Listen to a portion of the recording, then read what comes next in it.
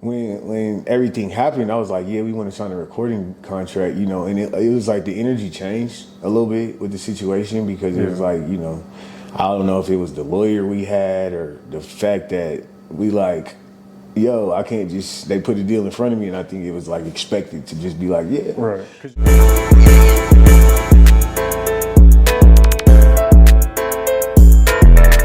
All right, Mile High Minute, #1 blog in the universe, man. Yeah, talk your shit. Yes, sir. We back again for, I want to say the 4th time now, I think. This is the 4th interview I think we've done. Really, like, second full interview. I was about to say, yeah, this is the second full one. Yeah. The first one went crazy, though. Yeah. The first full one. Yeah. You know what I'm saying? I was looking at the views like, okay, we done these numbers with this motherfucker. No, facts. I had it pinned for a minute because like, I actually unpinned it on accident. I was trying to keep it up, and then I was like trying to go through, go back because I realized you can't pin something. Like, so first I went through the messages, went to the post.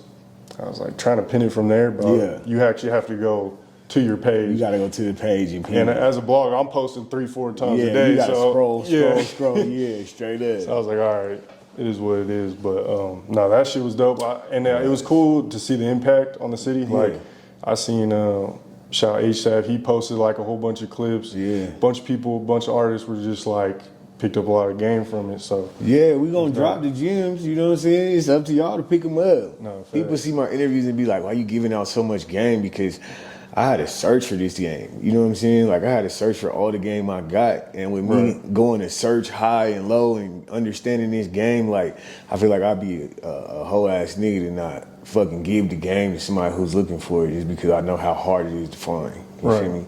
So it's like, if I could make somebody else's life easier, to understand, like, I got the game. Now then it's like, because a lot of people got the game and still don't know what to do with it. Right. You know what I'm saying? So it's like, I'm gonna make half of the problem easier, but you still got to figure it out even when you got the game. So I'll be feeling that way. I'm like, I know what I'm doing to a certain extent, but there's still so much more. And yeah, bro. There's a lot of shit that you got to do when it comes to this, and then, you know, it gets to the point you start asking yourself, even when I got all the game and got all the knowledge, like, do I love this shit enough to even still want to do it? Right. You feel me? So, like, that's going to separate a lot of shit. It's like, I know what type of work I got to put in. Do I want to do that shit? Or do I just want to continue to live my regular life? You know what I'm saying? Because a lot of people, it's not they scared of failure. A lot of people scared of success, bro. That shit changes you just like failure does. You feel me? That's facts. Because even what comes with success, and I've seen it just from, like, a local standpoint. Yeah. It's just like a lot of, you know, comes with a lot of criticism, a lot of people talking about you. You already know this, obviously. You've been, you know what I'm saying? But just, it's funny though. A lot of responsibility, like, just a lot of shit, you know what I'm saying, that I feel like you don't really think about when you want to be in that position, you know what I'm saying? Yeah. But then it comes, you're like, oh shit. So I couldn't even imagine what it'd be like to be at the next step. Like, oh yeah, bro, but you can't, like, people be jumping off the cliff too early. You know what I'm saying? Like, you're supposed to think in steps. Right. I feel like a lot of people just think I'm here and I want to be here. You know what I'm saying? But the easiest way to get here is to think this step, this step, this step, this step. Right. You know what I'm saying? So you just want to think in steps. Because thinking about getting from the beginning to the end in one step, that's overwhelming, bro. You know what I'm saying? Like, how you gonna go from making $100 to making $1 million? Right. But if you go from making $100 to making 1,000, and then making 10,000, and then making 100,000, and then make, you know, 500,000, then it's not as hard to think about. You know. No, that's a valid point too, because I'll be feeling like, oh, I gotta get this team, this huge team. I gotta pay all these people, but I don't got the money yet. But I'm like, no, it's a process. It's a process, bro. Everything's a process. And the internet is your worst enemy when it comes to your process. No, facts. Because you're just seeing the end of a bunch of motherfuckers' processes. Right. You're not seeing the beginning, middle, and you know what I'm saying? You're just seeing the success. Yeah. So then you want to rush it. But it's like, take your time, bro. Right. Like, this life, I mean, life is very short. You know what I'm saying? But if you play your cards right, like, you could take your steps and get to where you need to be, God willing. You know what I'm saying? So that's how I personally, you know what I'm saying, move my whole process. Is like, by the time y'all see some shit I done, I've been already like calculating this shit for 6 months, 7 months. You know what I'm saying? That's the way to do it too. Yeah, because that's how I like I'm already ahead. You know what I'm saying? Like the Oxfords thing, like all of that stuff, every plan and every play that I'm making, like I've thought about this through and through. You know what I'm saying? Before I give it. I don't like giving the world like unfinished ideas. Right. Because then you get people's input and, you know, it changes your whole focus. Right. Like I like to have my whole motivation, inspiration already set up before I give it to y'all. That way y'all, nothing that nobody says can change how I feel about it at that point. But if you like creating, in the process of creating that idea, people's input is gonna have an effect on you. Right. That's why I don't do that shit. No. Kids, stay out of trouble. Real shit. Lesson learned. Press 1 for English. Usted ha llamado al sistema. Enter your ID number. Some bullshit. Facts. So Every day. every day. So it's like you randomly got to go a certain amount of times, right? Yeah. A month or whatever. I think it's Does your like last 3-4 name times a begin month. with R-I-C? If yes, press 1. Do not test today. That's the best feeling. Yeah. Do not test today. Do not test today. That's the best feeling for sure. When I had to do that, there was a couple times I was like still like smoking. I was just being risky, Yeah. and like, man, I'll be so nervous. Bro, the craziest shit is I was in going to court for the shit in the case for the shit for 13 months. So I pretty much been on probation for the past year plus. You know what I'm saying? Before I got sentenced. I was gonna say, because I feel like you were talking about this like a while ago, a couple years back, right? Yeah, bro. Yeah. I was fighting this shit for 13 months, bro. And had to be on pretrial probation for 13 months fighting this shit. Yeah. It's just terrible. So System sucks. we'll get into that here in a second. I know this is an old topic, and you've talked about this in every interview probably. Yeah. So dude, he's an interviewer from San Francisco, and he's like, hey, like, who are the top artists out here? Of course, your name comes up. And we're like, yeah, he signed a deal with Birdman back in the day, or Cash Money, you know, woo. But we didn't really know like the details and everything like that. So do you care to like, I guess, give a breakdown of like the recording deal, or was it just like almost like a distribution deal, or do you even like, Well, I signed a recording contract. Okay. But the thing is, like, when you get with majors, you know what I'm saying? Like, they have management, recording contract, and publishing. So it's like, I never been the type, and especially with my brother with me, you know what I'm saying, at the time, like, I never been the type to like try to put all my eggs in one basket. So it didn't make sense for me to be in a recording deal, a publishing deal, and a management deal with all the same company. You know what I'm saying? Because then you have no control. so like a 360 maybe? Yeah, pretty much. You know what I'm saying? So it's like, when everything happened, I was like, yeah, we want to sign a recording contract, you know, and it was like the energy changed a little bit with the situation, because it was like, you know, I don't know if it was the lawyer we had or the fact that we like, yo, I can't just, they put a deal in front of me, and I think it was like expected to just be like, yeah. Right, because you're upcoming and you're... Exactly, you know what I'm saying? So when I was like, man, we gotta let our lawyer, like the energy kind of changed a little bit. Okay. And I feel like, you know, with everything going on at the time, like I was never the type of person to pick sides.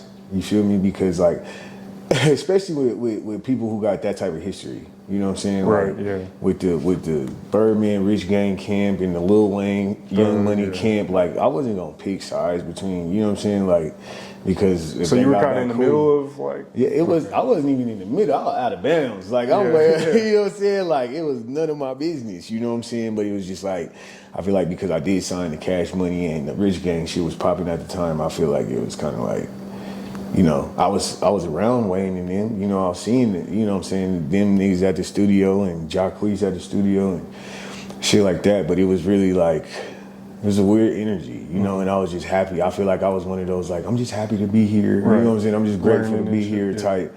But when it was time to get them lawyers for that contract, you know, it was like the energy changed. And then after that, you know, it's like, I feel like it was more fallout on the business side. Because everybody who I met, like everybody who I still rock with, Happy, Red Eyes, you know what I'm saying, Fireman, like all of them is like still my guys. You feel me? So it's like everybody who I met on my Cash Money mission, like they still like family to me. Yeah. But it was like just the business side of everything, and you know, like with, like I said, the Wayne fallout, and you know what I'm saying, Bird fallout, like they had to figure out their shit. So, you know, by the time they was like trying to figure out their shit, I was just kind of like, you know, I could go back to being independent, like, you know, like it was a lot. And I think people would like get it hella like misconstrued, like, oh, he didn't sell enough, and he didn't do this enough, and he didn't do that enough. Like, bro, I was so happy that, you know, me and my brother, and we talked to our lawyer, like we decided like, as long as they do what they need to do for my career, I didn't take no money up front. Yeah. You know what I'm saying? Like I didn't want no money up front. I'm like, put all of that bread into my marketing, into my videos, into, you know, my promotion, my whatever, you know, streaming. So that's where I wanted the money to go. So I didn't touch no money up front from that deal because I wanted my career to work out. Yeah. You know, so, but when it came time for me to leave, that was the best part because I didn't owe nobody. Right. I didn't owe nothing, you know what I'm saying? So that was pretty much like how that deal went. And I know a lot of people just got their minds wrapped around like, oh, this happened, oh, this happened, oh, this happened. Like, nah, it was nothing that y'all thought happened. It was just like the end of a run. Right. You know what I'm saying? I kind of signed on to something at the end of it. Right. And it was like everybody went their separate ways. Like, and my thing is like I never chose up because I'm like, if Wayne and Berg get back cool tomorrow, then I'm gonna look like the dumbass nigga. Right, like, right. You know what I'm saying? Like, fuck no. So I always, you know, I wanted them to be cool and I wanted everybody to be a big happy family. Yeah. And it was just like, you know, it didn't really work out like that. But it's like still love. Like if I called him right now, hey, what's up, Trev? You know what I'm saying? So it's like, it was never no beef or nothing. yeah, it was the business side of things. It was just the business fell through versus the love fell through, you know what I'm saying, the friendships and relationships that I built. So I'm thankful for every step of my journey. You feel me? So that don't change nothing. I'm glad you broke that down because, like, I feel everyone would always, like, ask me, like, people out of state. And I'm like, bro, I don't really know. Yeah. And then I've even heard from other people in state, like, oh, he took a certain amount up front. And I'm like, I don't know. Like, I want to ask you yourself because you could probably break it down. Yeah, and like, I never took no money. Like, that's the crazy. I signing with cash money, I never took no money from it. Like, I really, like, at that point, I'm looking like, back, is smart. Yeah, it was smart as hell. You know what I'm saying? But I was just like, I really wanted them to just take my career seriously. Right. You know what I'm saying? Like, you signing with cash money. Like, you thinking about everybody who else has signed with cash money and been super successful. It's, you know, like, do the same thing you did to me with Wayne and the same thing you did with Nicki and the same thing you did with Drake and the same, you know what I'm saying? So it was like, I wanted their focus to be on my music versus like my pockets. Right. You know what I'm saying? I'm like, if I got to get the bread on the back end, I'm cool with that. But that's just part of being a hustler. You know what I'm saying? Like, you going to make a way while the other way is being made. Right. So it's like I wasn't worried about, you know, the shit I was going through at the time. I'm like, I can make enough money to take care of my bills, but if this is a situation that's going to change my life musically. Right. So then I could go on tour and I could do this and I could, you know what I'm saying, and it just ended up not being that on the business scale, but that had nothing to do with me.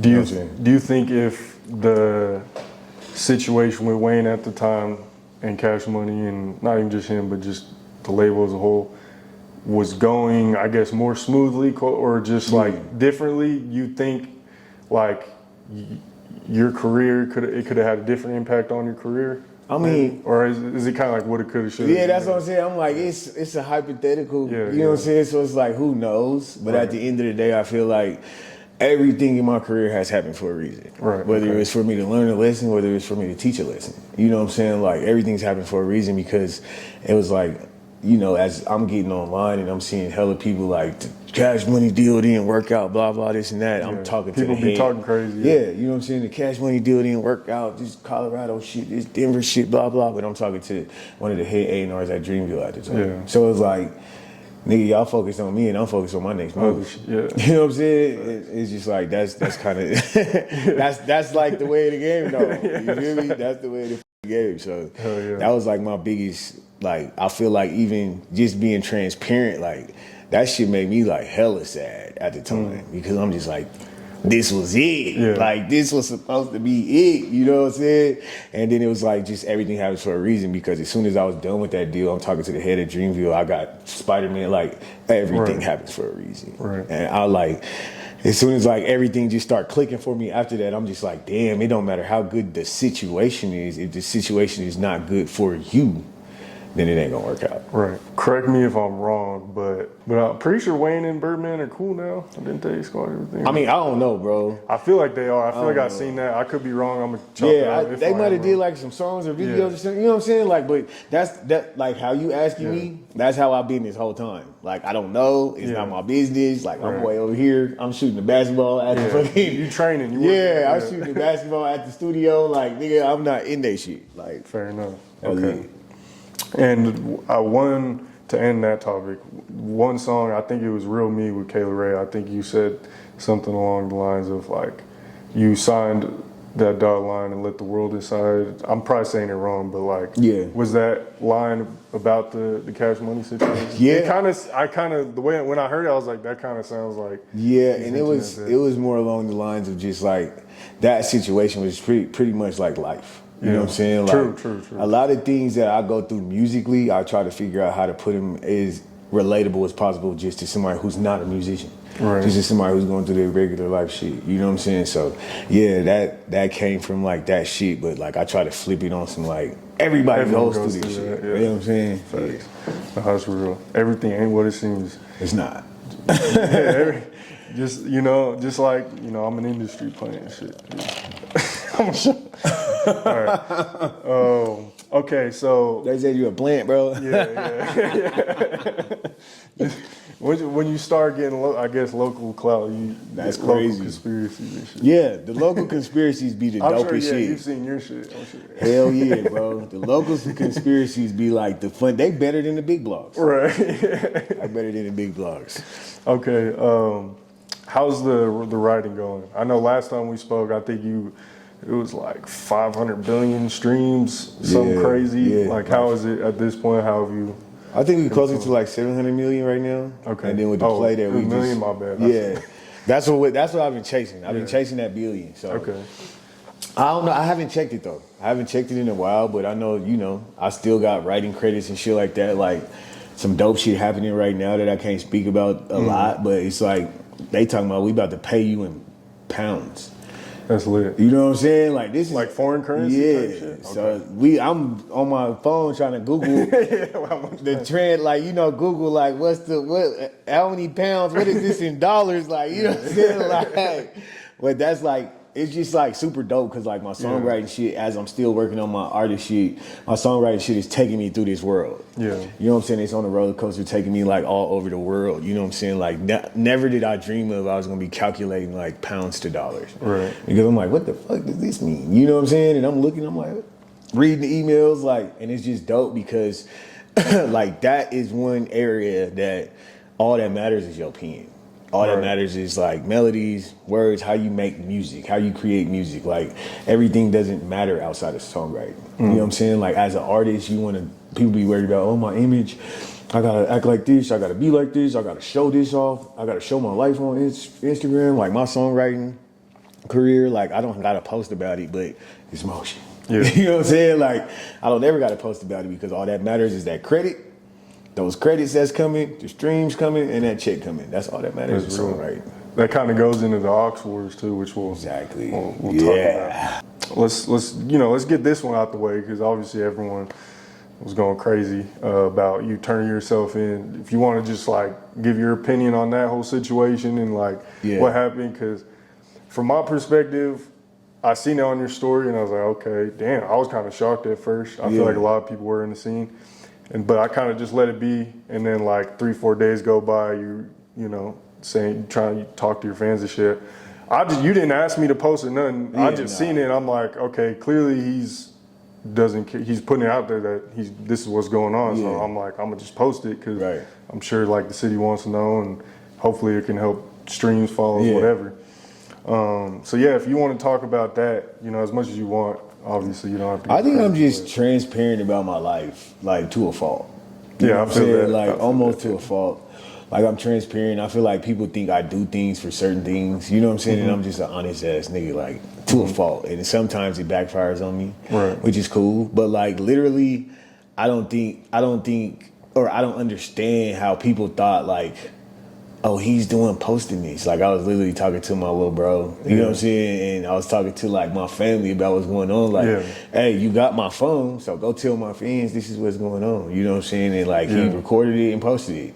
And I'm not mad at him. I'm not mad at you. I'm not mad at nobody because I'm transparent as fuck. Like I don't care what people think about me. Right. And I feel like me getting to this level of it is what keeps making me be more successful. Right. You know what I'm saying? Because it's like, like why would I lie to him if I could like, and I think people took it as like, oh, he be bragging about shit or he's trying to act like this or he's trying to act like that. And it's just like, listen, if I could save somebody from going through the bullshit that I go through. Right, yeah, learn from my mistakes. Yeah. You know what I'm saying? And I don't gotta brag about fucking jail. Who wants to brag about going to jail? Right. No one wants to be there. Nobody wants to be there. I didn't want to be there for an hour. Right. Let alone how long I was in there. You know what I'm saying? Which my sentence ended up being 10 days and I had to finish it on ankle. Which I'm fucking ecstatic about. Yeah. Like someone, my bad, not to cut you off, someone was like, oh, he ain't doing real time, he ain't doing no real street stuff, like someone out of state. Yeah. And I told him, I'm like, honestly, like, I felt more comfortable posting this just because I knew, at least I assumed it wasn't that serious. Yeah. And I was like, I'd rather him not be in there longer. You know what I'm saying? Like, bro. I was so confused when they said that. I was like, bro, like, the crazy thing is like people want you to crash out for their entertainment. Right. You know what I'm saying? Like, right. I'm glad I got the time I got. You know, I mean, I wish I didn't have to do none. Right. But I'm glad I got what I got, and now I'm finishing my shit on. Like I said, I'm on house arrest finishing my shit, which is why you had to come over here to do the interview. Right. You know what I'm saying? Like I don't gotta lie about nothing I got going on because I actually got motion outside of Denver, in Denver, like wherever you want to look at. You know what I'm saying? And it's like not even saying that like I'm the biggest artist or I'm where I want to be, but if anybody don't got to do shit for clout, I feel like it's me. I don't gotta do shit for clout. You already got it. Yeah, like what's the point of me doing something for clout? You know what I'm saying? So, and really like I wanted that to go in my channel. I told my fans like everything I post is gonna go on my channel first, which is why I'm like y'all flooding my channel because I'm gonna be asking y'all stuff. I'm gonna be talking to y'all in here. I'm gonna be posting in here first. So when bro just was like, I'm putting this on the page, like I'm putting this on the story. I'm like, all right, fuck, like I don't care. You know what I'm saying? Because when it happened, like I had to get off the phone. You know what I'm saying? And then I went back to my cell and then I came out the next day I got a chance because I was on 23-1. So the next time I got to come out my cell, I called him back and he like, yo, shit going up on Instagram. And I'm like, what is you talking about? You know what I'm saying? He's like, the shit I recorded yesterday, when you was talking, I recorded that shit and put it on the gram. I'm like, oh my God. And then it's like people like, why would he do this? Right. And, you know what I'm saying? I see people were making like, oh, he ain't even in jail. Like the conspiracy. Yeah, shit. like a conspiracy. Bro. I'm like, well, people thought it was a rollout for a project, like all types of shit. I'm like, bro, this is wild. That's probably my bad because I think I did say that you teased talking about a project. Yeah, because I'm like. But you did say something like, you're not going to drop a project in jail. And I think I said something like, yeah. He talks about upcoming project. That was funny because I feel like that got termed how bro posted it. You know what I'm saying? Because when I was talking about that, I said a CO in jail saw me. Oh, okay. And he's like, how you gonna post the album in jail? Oh, like, how okay, you gonna drop the album and you in jail? And I'm like, bro, I'm about to get out of this motherfucker. You know what I'm saying? So I'm like, that was why it was funny because people's like, this is a rollout. Like, but it's like, I couldn't blame an average person who don't know me. I even have like my family like, you really went to jail? Like I really thought that was a rollout for an album or something. I'm like, nigga, no, I don't need to do that to sell an album. Right. Yeah. You know what I'm saying? So I was like, that's why it was funny. But I was just like laughing through the comments. Like people was like, you want to be Pooh Shiesty? Like, man, I don't want to be no body but myself. Yeah. You know what I'm saying? I think people were caught off guard from it. Yeah, I do too. Because I feel like somebody said I missed child support payments, bro. Like I was like crying. You know what I'm saying? I was like, what the fuck? Like I'm not on child support. This is the crazy part. Like, well, I think people they look at you and they're like, oh, he's very conscious, very lyrical. Yeah. So they try to put you in this box. So when they see something outside of that box, they're like going crazy. They don't know how to react. Yeah, they conspiracies, don't. Whatever. It's like conspiracy theory for Trev. Like that's been like getting me through the bullshit. It's kind of funny when you be looking at it's funny. I gotta look at it and laugh. And then people like we acting like it's beef and shit. Like bro, I do not care about none of y'all talking about, honestly. Yeah. And honestly, like I said, you didn't ask me to post none of this. Yeah. And like I understand where you're coming from, But to be honest, with the way the industry is nowadays, especially at least from a blogger's perspective, like shit like that can benefit your career, your music career in a way to where like you're probably gonna get more streams, you're probably gonna get more follows, and it's kind of unfortunate. Yeah, but like you know, I get that side of it too, which is why I said I'm not mad at you. Like you doing your job. You know, if you feel like it's worthy of a post, like fuck, I don't care. You know what I'm saying? Like, and honestly, it's love because like when I do post some dope shit, it ain't like I gotta, you know, I'll post that too. Yeah, you know what I'm saying? I don't gotta, hey bro, I need you to, like, if you see some dope shit going on in the city, you like on it, and that's why it's like when you seen that, I was like, I'm not surprised that you posted it, but I'm not mad either. You know what I'm saying? So, well, and over time, I've had to realize like if I really want to go somewhere with this, like I'm gonna have to start expanding my horizons with what I'm posting. I can't just post like music all day and just keep it that way because people want to be entertained. You know what I'm saying? Yeah. But whether it's good or bad, unfortunately. Okay, so I'm glad you got that off your chest. I want to talk about the Aux Wars a little bit. You came on the socials and you kind of announced, you know, something big coming around 421, and then you post the Aux Wars. If you kind of just want to break that down a little bit for the people. And like Aux Wars, man. Like what I can say is, I feel like there's so many artists that kind of are focused on the wrong thing, you know. And if people go back to like at any point in my career, I had a record. You know what I'm saying? I really had a song that was doing something, you know. So it's like whether if you go all the way back to Loaded, you know what I'm saying, when my first song is start taking off and I get people on the remix, and this remix is from artists from Texas and LA, but you know what I'm saying? Yeah. All the way up to like Flex something. Like I always had a record. And I feel like people are, you know, there's a lot of artists that are skipping steps.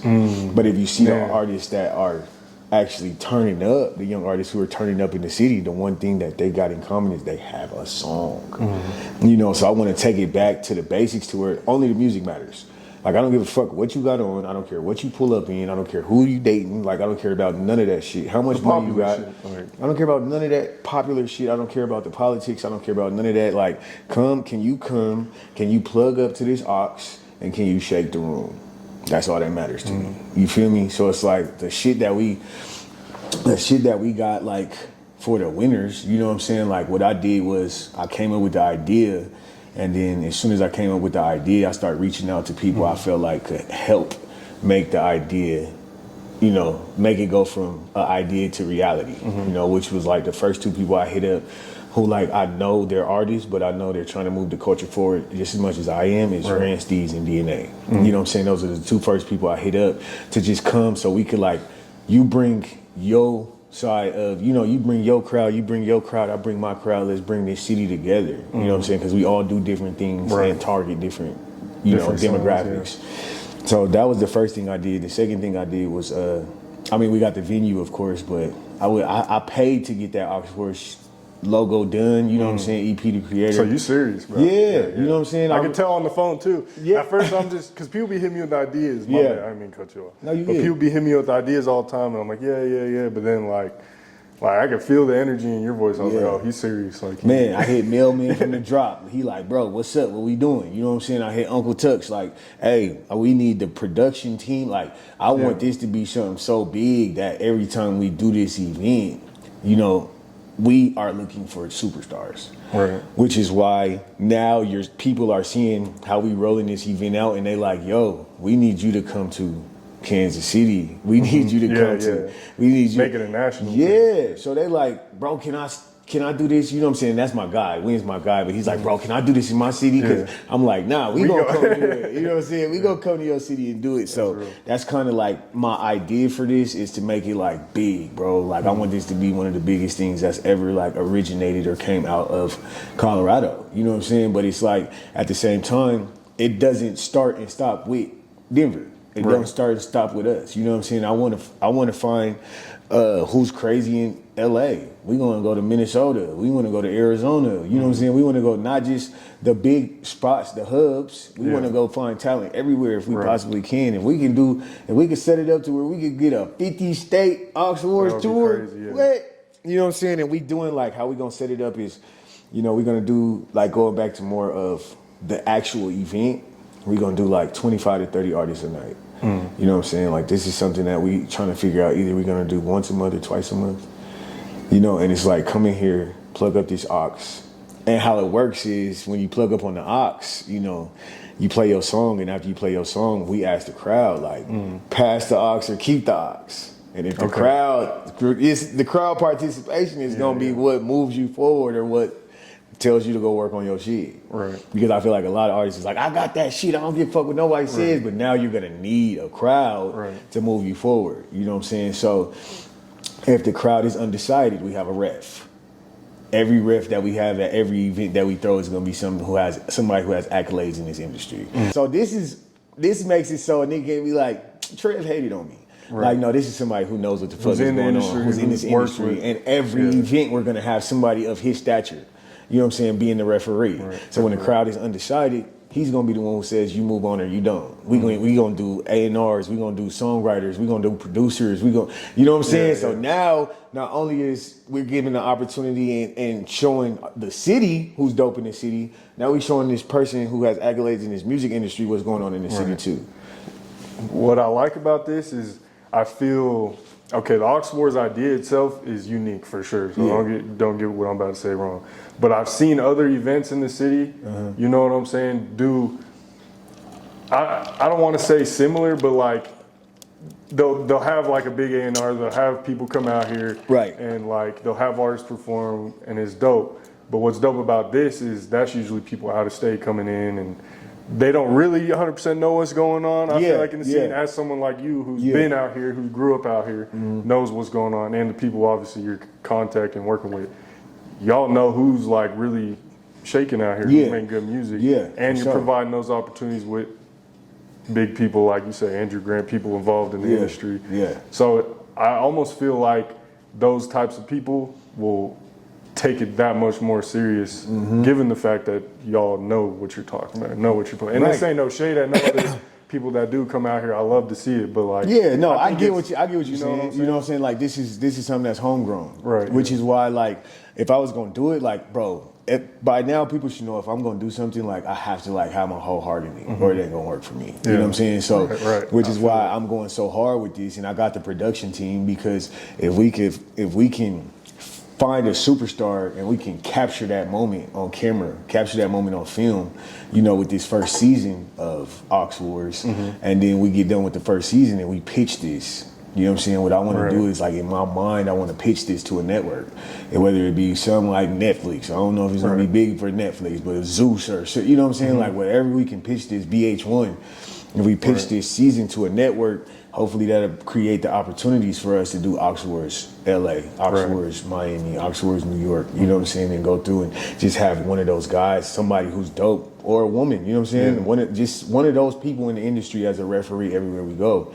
We find somebody, and if you from that city, that's even doper, you know what I'm saying? So, like, we having, you know what I'm saying, the referee come, we having a production team, we filming this, we creating a season, we creating clips for y'all. Y'all get, you know what I'm saying, if people move forward, so how somebody moves forward, you know, because we're gonna have so many artists that we going through, so we probably only gonna be able to do like 30, 35 a night, you know what I'm saying, with this event. So, you don't want to get too many. Not too many, because we don't want to burn out, and we want to, you know, create a safe space so artists who missed the first one can come to the second one, come to the third one, you know, and we're gonna do that until we get a March Madness style bracket, you know, say for these artists who's dope, you know what I'm saying? But along the lines of it, we're filming that, you know, not just y'all at our event. Y'all get done and y'all go do a radio interview and you premiere that song, one of those songs that you played and they told you to keep the aux on the radio. You know what I'm saying? So whoever wins the final, you know what I'm saying? Like, out of the March Madness bracket, you know, we got billboards, bro. You know, we got billboards downtown that you gonna see your face on. You know what I'm saying? We got music videos, we got pub, we got so many things for these artists, which is why I'm like, and all you have to do is come shake the room with your song. And we gonna make it a thing. So how an artist moves forward in the tournament is, you know, if they come to this event and they get on the aux and somebody tells it, and the crowd tells them to keep the aux twice. So you can have one song, you know what I'm saying? And they be like, keep the aux. You play that song again and they tell you to keep the aux again. All right, we saving you. We gonna wrap you up. You making it to the next round. You know, and then there's gonna be you know, that referee is gonna have a judgment call to say if that somebody's first song is so crazy that they like, oh my God. You know what I'm saying? So it's gonna be a fun vibe. It's gonna be a fun environment. This not only gives artists a voice, but it gives people in the city who don't do music a voice to push the culture forward. Like somebody who doesn't do music can come and be like, you know, I was the one yelling the loudest because I knew they was gonna be a superstar. You know what I'm saying? So it's like it's bringing the city together and giving both sides a voice, because you need the crowd to move you forward, and the crowd needs the artist to say, you know, this is dope or this is not. You know what I'm saying? Like, so I feel like this is that chance that everybody be asking for, because when you move forward, we got so much opportunity for you to grow as an artist. You know, 2 more things I like about it is, like, yes, it's homegrown, but it's also not just focused on being in Colorado. It has that, okay, yes, we're homegrown, but we're trying to get this nationwide. You know what I'm saying? So I like that aspect of it. And I also like the fact that, going back to what you just said, like, you being, you know, one of the popular artists out here, like, hey, y'all talk about the popularity stuff, like, here's your chance. Like, you know what I'm saying? Like, and we doing it like just so there's no politics, no popularity contest, none of that. Like, if doors open at 6, the artist sign up starts at 6:15. You know what I'm saying? Like, that's how we gonna do it. So if there's 30 artists lined up, them 30 artists is gonna be the ones to be able to plug up to the aux. And like I don't care how dope you are. Even if I think you're a dope artist, I don't care how dope you are. If you late and all of that, like, you're not. So a judge ain't gonna know, or the judge ain't gonna know who's. Okay, that's smart. I like. Okay. Like, we're not gonna know. Nobody's gonna know. So no preconceived bias. No preconceived bias, no politics, nothing. So if you get there at 6:30 and the list is closed, the artist who's plugging up for the aux that night, then that's just what it is. Okay. Because I don't want to do, like, we have like pre-sign up and then something happens and the artist can't make it and they just fucked up a slot. Like, at least I know if you come at 6:15 and the event starts at 7 o'clock that you're gonna be there. You know what I'm saying? So, and it's like, this is the way that is the most fair. Because yes, I do have artists in the city that I'm like, yo, check, they going crazy, but this is not an event for the Trev Rich bias. This is an event for the city. I'm just the one putting it on. We just the ones putting it on. It don't matter who's my favorite artist. It don't matter none of that shit. Like, I want people to show up and show out. How people say, put your money where your mouth is, put your money where your music is. Like, let's see what you got really going on. So we gonna see, bro. It's like, and I'm so excited about it because it's like I said, it has nothing to do with the Trev Rich bias. It has nothing to do with who I like. It has nothing to do with none of that. This is strictly for the city. Literally, that's it.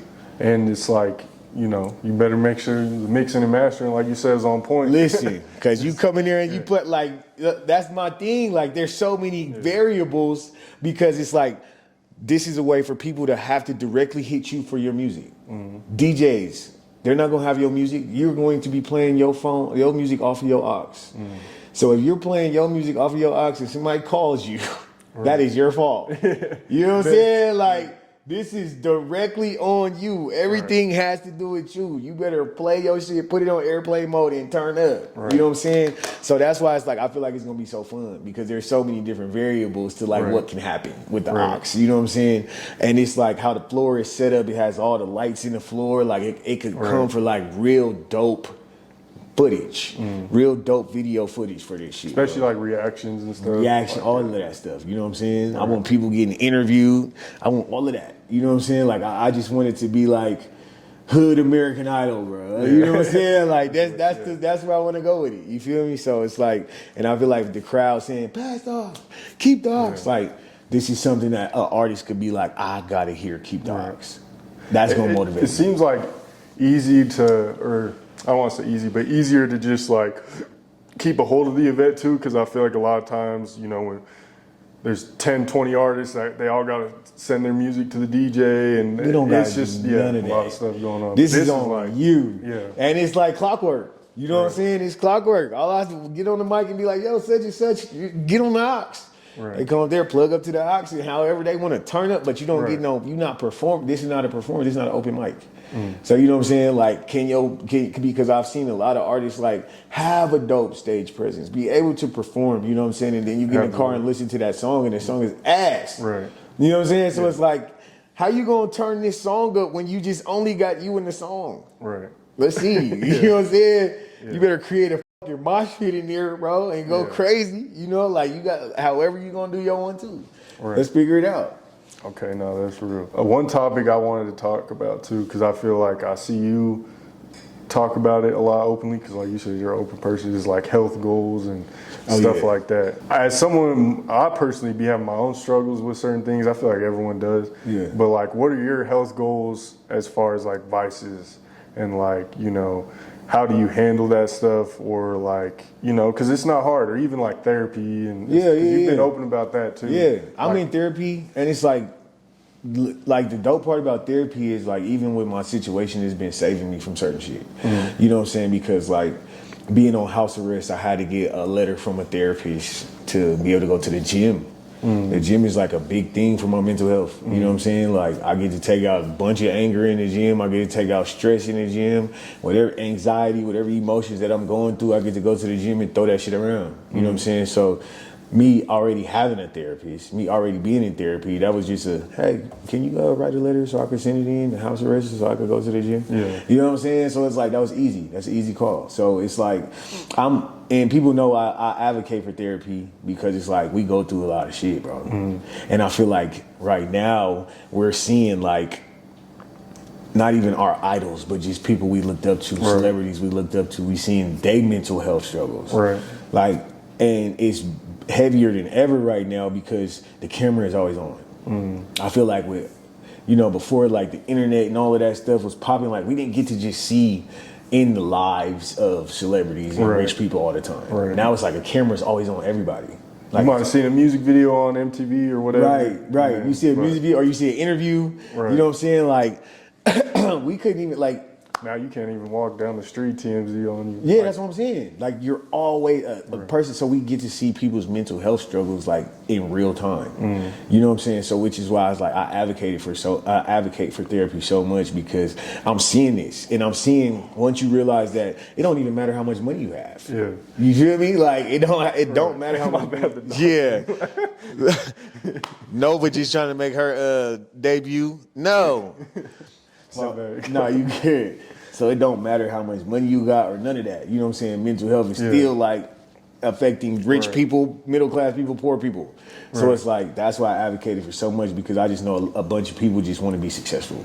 And it's like, I couldn't see myself like getting to the level of success that I want to be at and losing my mind. You know what I'm saying? Like, what was all of this for? What did every chapter that I went through, my whole journey, what was it for if I finally get to success and my mind ain't intact, my heart ain't intact? You know what I'm saying? So it's like, those are like my biggest focuses, is to maintain my mental health, to maintain good, like, I just had to replace my bad habits with good habits. Right. You know what I'm saying? Like, I probably wasn't in the gym as much, but now I don't drink, so I got a lot more time. You know what I'm saying? Like, that's another health goal that, you know, I'm a month away from being a year sober from alcohol. Congrats. You feel me? So it's like, that's like, and that was a big thing. If people knew me and they knew how I drank, you know what I'm saying? That was a big thing. So for me to be able to beat that demon, like me be able to beat that vice, like it just opened up a whole world to be like, I could do anything.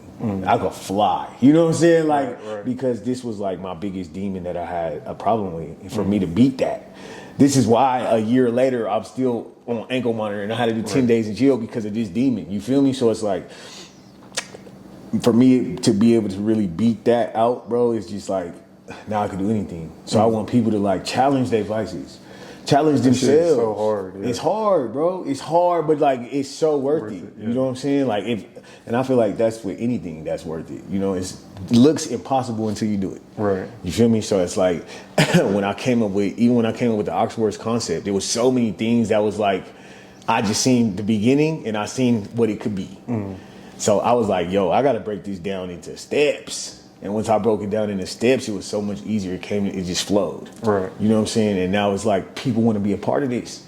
Artists want to be a part of this.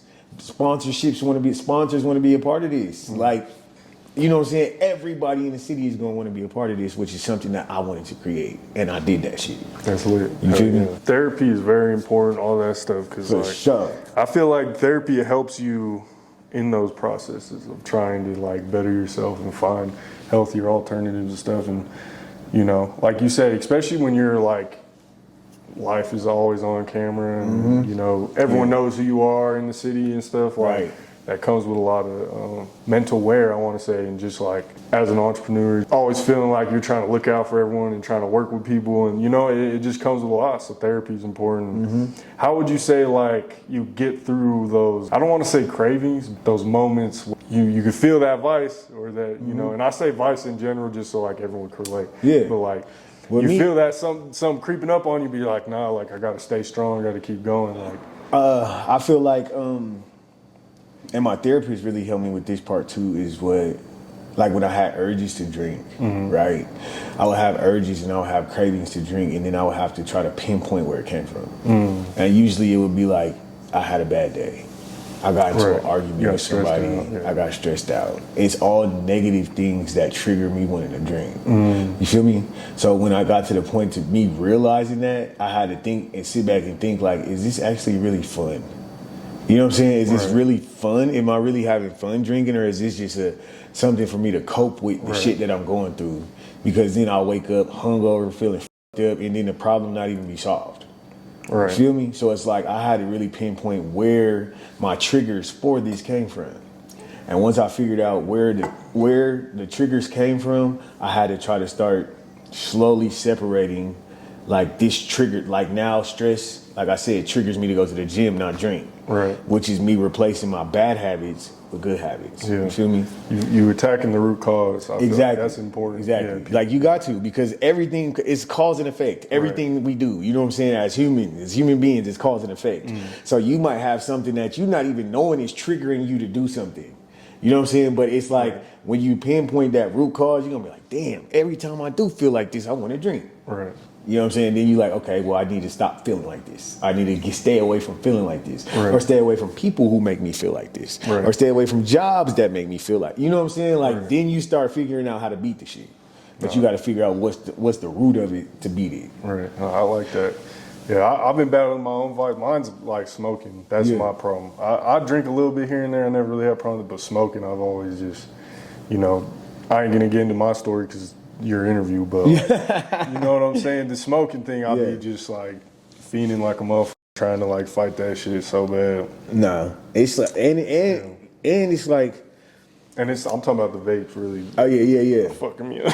But it's like anything that you can't control controls you. You feel me? So that's one thing that I had to realize. Like no matter what it is, like even when I went and did 10 days, like I wasn't craving anything. You feel me?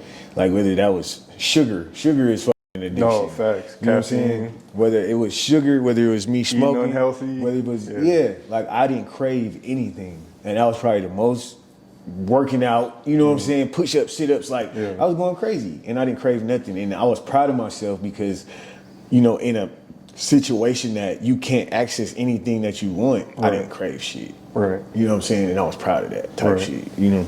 And I'm glad you brought that up too, because I feel like being proud of yourself and patting yourself on the back is like important too. You got to. Yeah, it's a balance. You obviously don't want to be too like egotistical or like, you know, act like you're the biggest person in the world, no one can fuck with you. But like when you are making progress, you got to pat yourself on the back, you know what I'm saying? And be like, because a lot of the problems too, I feel like stem from even like, you know, for me personally, I've looked back at some of my family shit and I'm like, okay, this is maybe why I do certain things. And I'm like, you know, damn, like, but I'm actually like, although yes, I'm struggling with this, like I'm actually doing a lot better than, you know, maybe how I should be or like what I came from. So I try to like remember to pat myself on the back. Sometimes we our own critic. We're so hard on ourselves. Exactly. And we are our worst critic. The shit that we're so critical about, you ask a random person on the street, and they're like, bro, we don't give a fuck about it. You know what I'm saying? So it's like I have to pat myself on the back because at the end of the day, like you gonna want your back to get patted. So when you start patting yourself, then you don't worry about everybody else patting your back. You feel me? Like it removes the need for other people for its outside satisfaction. You feel me? Like when you're really working on yourself, everything has to be internal. You feel me? And then once you get internal right, it bleeds out. So then externally, people get to see that shit. You know what I'm saying? They'll see like your glow. They'll see you changing. When you lose weight, You know what I'm saying? That's an internal thing that you have to do. But then when you lose it, everybody sees. Like that's the easiest example. You know what I'm saying? And then that probably gives you even more motivation to be like, okay, I'm gonna stay in the gym. Yeah. You know what I'm saying? Like that's how you gotta do it, bro. That's real. Good gems. Okay. Man, when is the Trev and AP tape, man, coming? Because, like, y'all teased that a minute ago. Trap. Yeah. And, like... I don't know, bro. I really don't. And it's not nothing that, like, neither one of us are, like, against doing. We both know that everybody's like, we need that tape. You know what I'm saying? But it's like... There be times where, and I don't think people realize, like, just as musicians that, like, try to do this at a high level, there's times that AP be like, I don't feel like going to the studio. There's times I be like, bro, I don't feel like going to the studio today. Like, you know what I'm saying? Or we both got kids, like, you know what I'm saying? Like, things just happen, but I feel like when it's supposed to happen, because he stays working. No, thanks. He stays working, bro. Like that's one thing. Like AP stay working, you know. And it's just like he's pumping out. You know what I'm saying? And where I'm just like right now, like this event is like I'm excited about. You know what I'm saying? And it's like for me to actually rap, I have to feel excited. I have to feel motivated. You know what I'm saying? And then when I'm motivated and I knock out 100 songs. And then I'll be like, all right, I'm burnt out. You know what I'm saying? Yeah. That's how I'm in interviews sometimes. Yeah, so now it's like for us, we're just both trying to catch each other in that mode at the same time. That's, I feel like, is our hardest problem.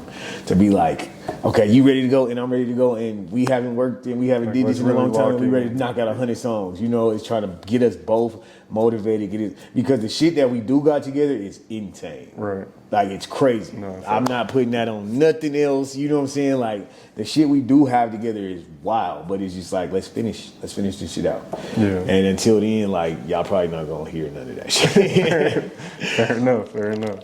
Okay, and then I know obviously this is a question I should ask him, but the Wins 2 album he's been talking about for a while, have you talked to him about that? You know if that's coming? No clue? I know it's coming, but like me being such a fan of AP's music, I love like when he sends me previews and, you know, sends me new shit and be like, put your ears on this, you know what I'm saying? But like, I know how he puts projects together. And I like to be like everybody else at the listening party. It's like, damn, like I probably heard this song and I probably heard this song, but I never heard how he put everything, you know what I'm saying, together. You know what I'm saying? So it's like, I like to be a fan of my brothers. And when I'm, you know, I don't want him to send me the whole album, send me the whole zip. Yeah. But I know when he does, it's ready. Right. And I haven't got that zip yet. You know what I'm saying? So I don't know when it's coming. That's one thing too. I'm glad you brought up the fan word, because I feel like people always try to twist that into, oh, it's a negative. Oh, you're a fan of this person. And especially like for people who, like yourself, who, you know, has a good name in the city, is a mogul. Yeah. People like to act like, oh, I don't want to be a fan. As a blogger, bro, I'm fans of a lot of people. You know what I'm saying? Like AP, I always tell people like he's one of my favorite rappers all the time. Yeah. You know, yes, I'm a blogger, I'm a whatever, but like I'm a fan of his music, and like I don't look at that as a bad thing. I feel it can get to that if like people be doing weird shit, I guess. You know what I'm saying? The thing is, like, if he wasn't a fan of his music, then what you're doing would make sense. Right. You know what I'm saying? Right. Well, not even saying his music, but if he wasn't a fan of music, right. then what you're doing doesn't make sense. You feel me? So it's like, with me, like I said, bro, I'm very transparent. You know, like the people who I'm fans of, I don't have a fucking problem being like, yeah, this is my brother, but I'm a fan. You know what I'm saying? Like, I'm a fan of this nigga. Like, I feel like the word fan gets, like, twisted and turned because you're like, oh, you fanned out. You know what I'm saying? Like, but there's, like, certain people, like, I could genuinely say, like, I'm a fan of. Right. And you're just supporting them. Right. And it's like, does that make me less of an artist? Or does that make me less of a man? Because I think it makes you, honestly, more of a man to be like, yo, I'm a fan of this nigga. Right. You know what I'm saying? Like, and just being a fan of somebody is just like, I like what you do. And I like how you know what I'm saying, you put it together. Like, it motivates me, it inspires me to go be better at what I do. So why wouldn't I be like, I'm a fan of him? And especially he's my fucking brother. Like, it doesn't make sense. People not invested into the Colorado scene. You posted that status a couple days back. If you want, I can, let me go back and see exactly what you said. I remember. I remember. It was basically just like somewhere around. And it was kind of just like me leading up to the Oxford. Yeah. Okay, that makes sense. Yeah.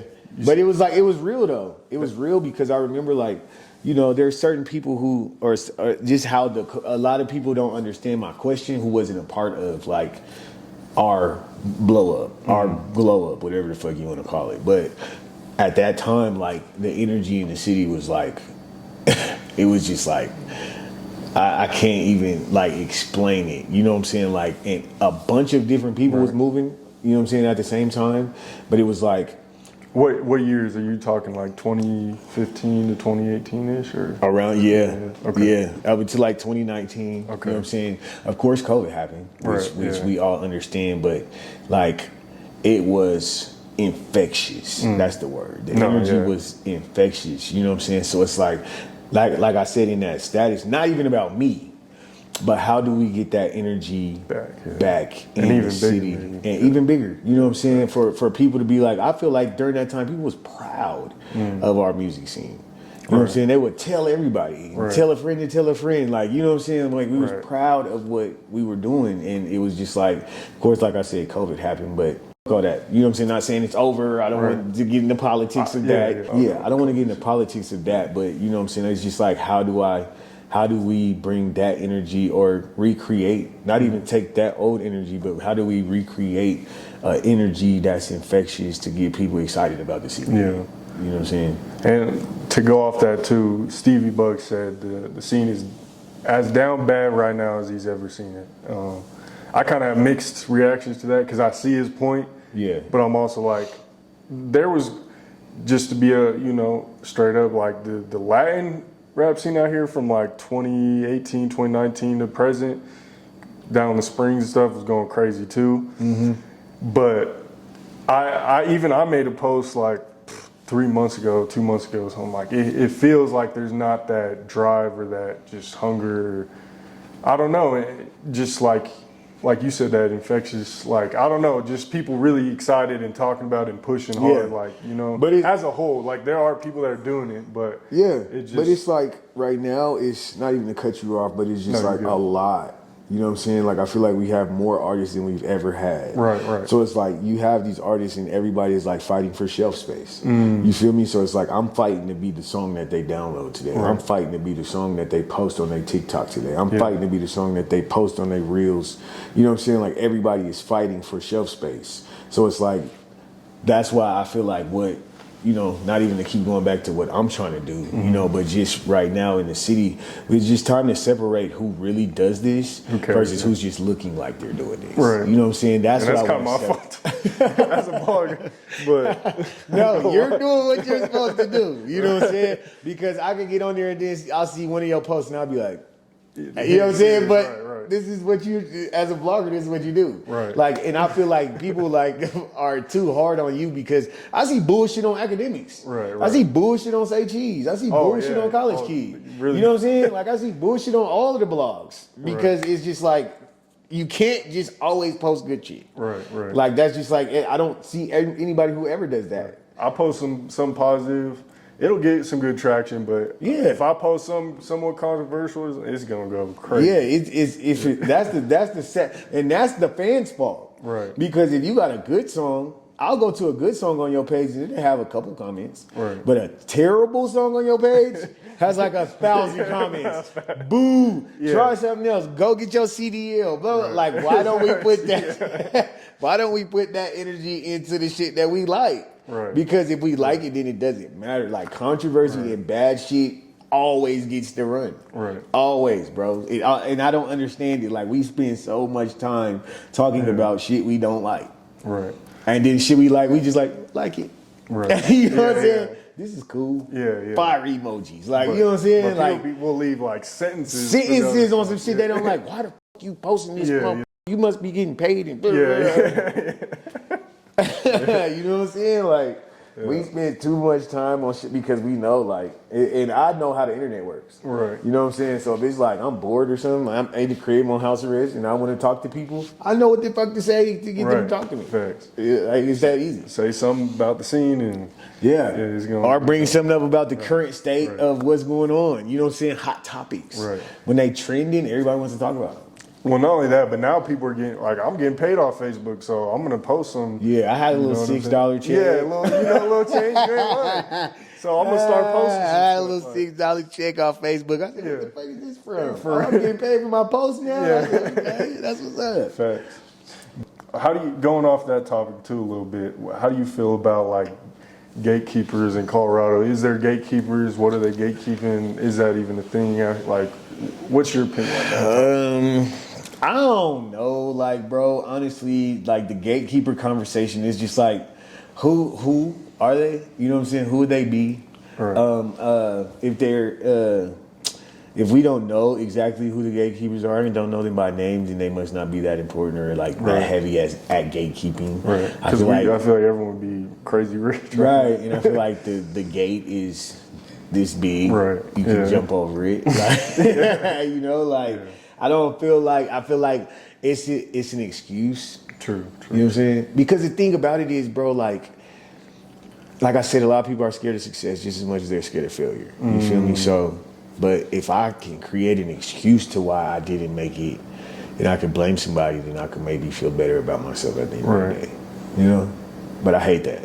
Because it's like, go make it. Right. No excuse. Like, what if you put it in your mind that I have to make it and there's no excuse that I can make why I shouldn't make it, one day you're going to make it. Right.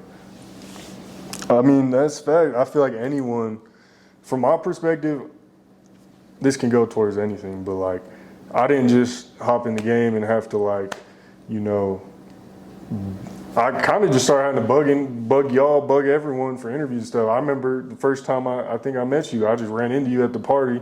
Mm-hmm. I just started out and I was like, hey, I got these questions ready. Yeah, real shit. You know, like, but that's what I'm saying. Like, when you put it in your head that this is something you want to do and like you're not taking no for an answer, right? You start aligning with the shit that you asked for. Right. You feel me? If you just gonna have an excuse to be like, you know what, I tried it, but it didn't work. Right. Then you're not going, like, your path is not just going to start forming itself. Yeah. Because you already have it in your head that you're not gonna get past step one. Right. If you like, I'm going to make it. If you tell yourself that, I don't even care if you say it in the mirror. Give yourself some affirmations every morning to say, I'm gonna make it, and I'm not gonna make no excuses why I'm not gonna make it. Right. Watch your path start aligning to the shit that you asked for. Yeah, because even before that, I think I had hit you up on my, like, vintage page, and I was like, hey, let's do an interview. Again, you didn't know me from a can of paint, so you know, you weren't hating on me or nothing, but you were kind of just like, I don't know, skeptical. Right, which is reasonable. I'm the same way now. Yeah. But then, like, you know, I didn't take no for an answer. I kept going. But even to this day, like, you know, when I was out in New York, I got a little 5-minute interview with Jim Jones, but when I was out there, I was like, hey, bro, like, I'm trying to do this Jim Jones interview. I'm trying to pay whatever I got to do. Yeah. And, you know, his manager, everyone kept politely telling me no. You know, I'm like, all right, that's cool. There's 100 other people to interview, you know what I'm saying? And no shade, I still listen to Jim Jones. He's one of my favorite artists. Yeah. And I'm still going to do it one day. But, like, you know what I'm saying? Like, even if people do say no or whatever, like, there's other options, there's other routes, you know. Yeah. There's ways to grow to get to a point where it's like, okay, they respect you so much where they, you know. Right, and it's now, it's like, not saying now, and it's a no right now. Yeah, fact. You feel me? So it could be like, sometimes you have to realize that no's are just saving you for a yes later. Right. You feel me? So it's like, you could have been like, yo, I'm ready to do this interview with Jim Jones, blah, blah, this and that. And then it could have been 5 minutes. It could have been terrible, a waste of your time, and you just wasted your money. Right. So they're like, no. You might have got saved from something. Right. You feel me? Like, and you got to think like that. And you can't think like, bro, my shit get big. I'm never fucking with Jim. Like, you can't think like that. No, you know what I'm saying? Like, you got to think it's a no right now for a yes later. Right. You know what I'm saying? Because that yes could be like how you dreamed about having an interview in the first place. Not even a running gun. Like, you can come sit like down like solid, this. Yeah, you know what I'm saying? Like, you got to always think like that, bro. Right. Always. And then when you think like that, like, you don't take shit personal. You just like, okay, I got to keep bettering myself because that yes is going to be down the line. Facts. But it's a no right now. Right. It's easy. There's an artist who was like, you know, I've tried to reach out to the Trevs and the APs and who out here to work with. And in my head, I'm like, either you're not up to that party, you haven't worked hard enough, or you didn't put up the bag. You know what I'm saying? Like, and like you said, you gotta make it worth someone's while. You know, it's got to make sense. Like I'm sure to this day, people always want to hit you up for a feature, but it's like it's got to make sense. And it's not like you hating or nothing like that. Oh but no, I'm not. And it's like that. What they don't realize is there's a reason that they're hitting me up. Right? There's a reason that they're hitting AP up. I don't even want to use myself. There's a reason that they're hitting AP up, and that's because AP is a dope artist. So if there's a reason that you're hitting AP up, think about how many other people are hitting AP up for the same thing. They don't think of that. No. Right, they don't think of that. So then probably at least 20, 30, 40. Right, you know what I'm saying? So it's like a lot of people hitting them up, and then think about how many other people are hitting AP up, and think how many other people have wasted his time. You know what I'm saying? Didn't have the money, or was like, yeah, bro, I'm gonna hit you back in a month. Like, you know what I'm saying? Like, AP is the funniest rapper because he will get on Instagram and he will tell you, do not ask me about no verses until your money's ready. Right. So that just shows you how many times he's been through shit. Right. We've all been through it. You know what I'm saying? But it's like, I'm at the point right now to where I don't even care if your money's ready. If I don't like the song, I'm not doing it. Yeah, I feel that too. You know what I'm saying? Like, we getting to that now. We getting into the, you know what I'm saying? And I feel like if AP don't like the song, he probably won't do it either. But I feel like now it's not about like short-term money. You know what I'm saying? Now it's about doing what I can to stamp my legacy in this game. You know what I'm saying? And me being at the OG status of, you know what I'm saying, the game, like it's not in my best interest to go just jump on some whack ass shit for a couple $1,000. Right. It's not. And to go off your point too, obviously mine's like from a blogging perspective, but like I had to raise my prices a month ago and like kind of change how I did business, because for the longest time I would be working with everyone's budgets. Oh, hey bro, I got like $30. Can I get this book? Sure, cool. For the longest, let's do it. Cool, whatever. But then, you know, at the time you coming up, right? So you like, I gotta pay my bills too. I gotta get some money. Like, that's all part of the game. You know what I'm saying? It's part of the game. Right. Like, you're gonna get to a point where you like, bro, your money, I don't care what type of bread you got. Like, it's not gonna get on my page if that shit weak. You know what I'm saying? Like, well, and that's kind of what happened, not to a full extent, but I had to stop working with people's budgets, because like what would happen is people would pay full price and I'm slacking on them, working with people who are paying, you know, with the budget, and the people with the budget are like asking for more stuff than the people that's paying full price, and then they, the ones, people paying full price, got the best quality and stuff. You know what I'm saying? So I'm sitting here, I'm like, yo, I got to stop doing that. Like, I got to turn down some money and just focus on like some better clients. You know what I'm saying? And my thing is, like, I've worked with artists on shit like that. You know what I'm saying? I've let artists, what you call that shit, Klarna, where you could do 4 payments over time. I let artists get verses on that. You know what I'm saying? All right, you do this month, next month, the month. I've let artists do that. You know what I'm saying? Because I really wanted, they shit. So it's like I'm always willing to work with artists who's really trying to work on themselves. Like, I don't want to work with artists who's like, the Trev feature is gonna get me out of here. You know what I'm saying? Because we still got to do work on after that. You know what I'm saying? Like, people's gonna be like, and the thing is, like, your fan base is gonna be like, okay, that's dope. Trev, they got a Trev feature. Yeah. But how are you gonna make my fan base listen to it?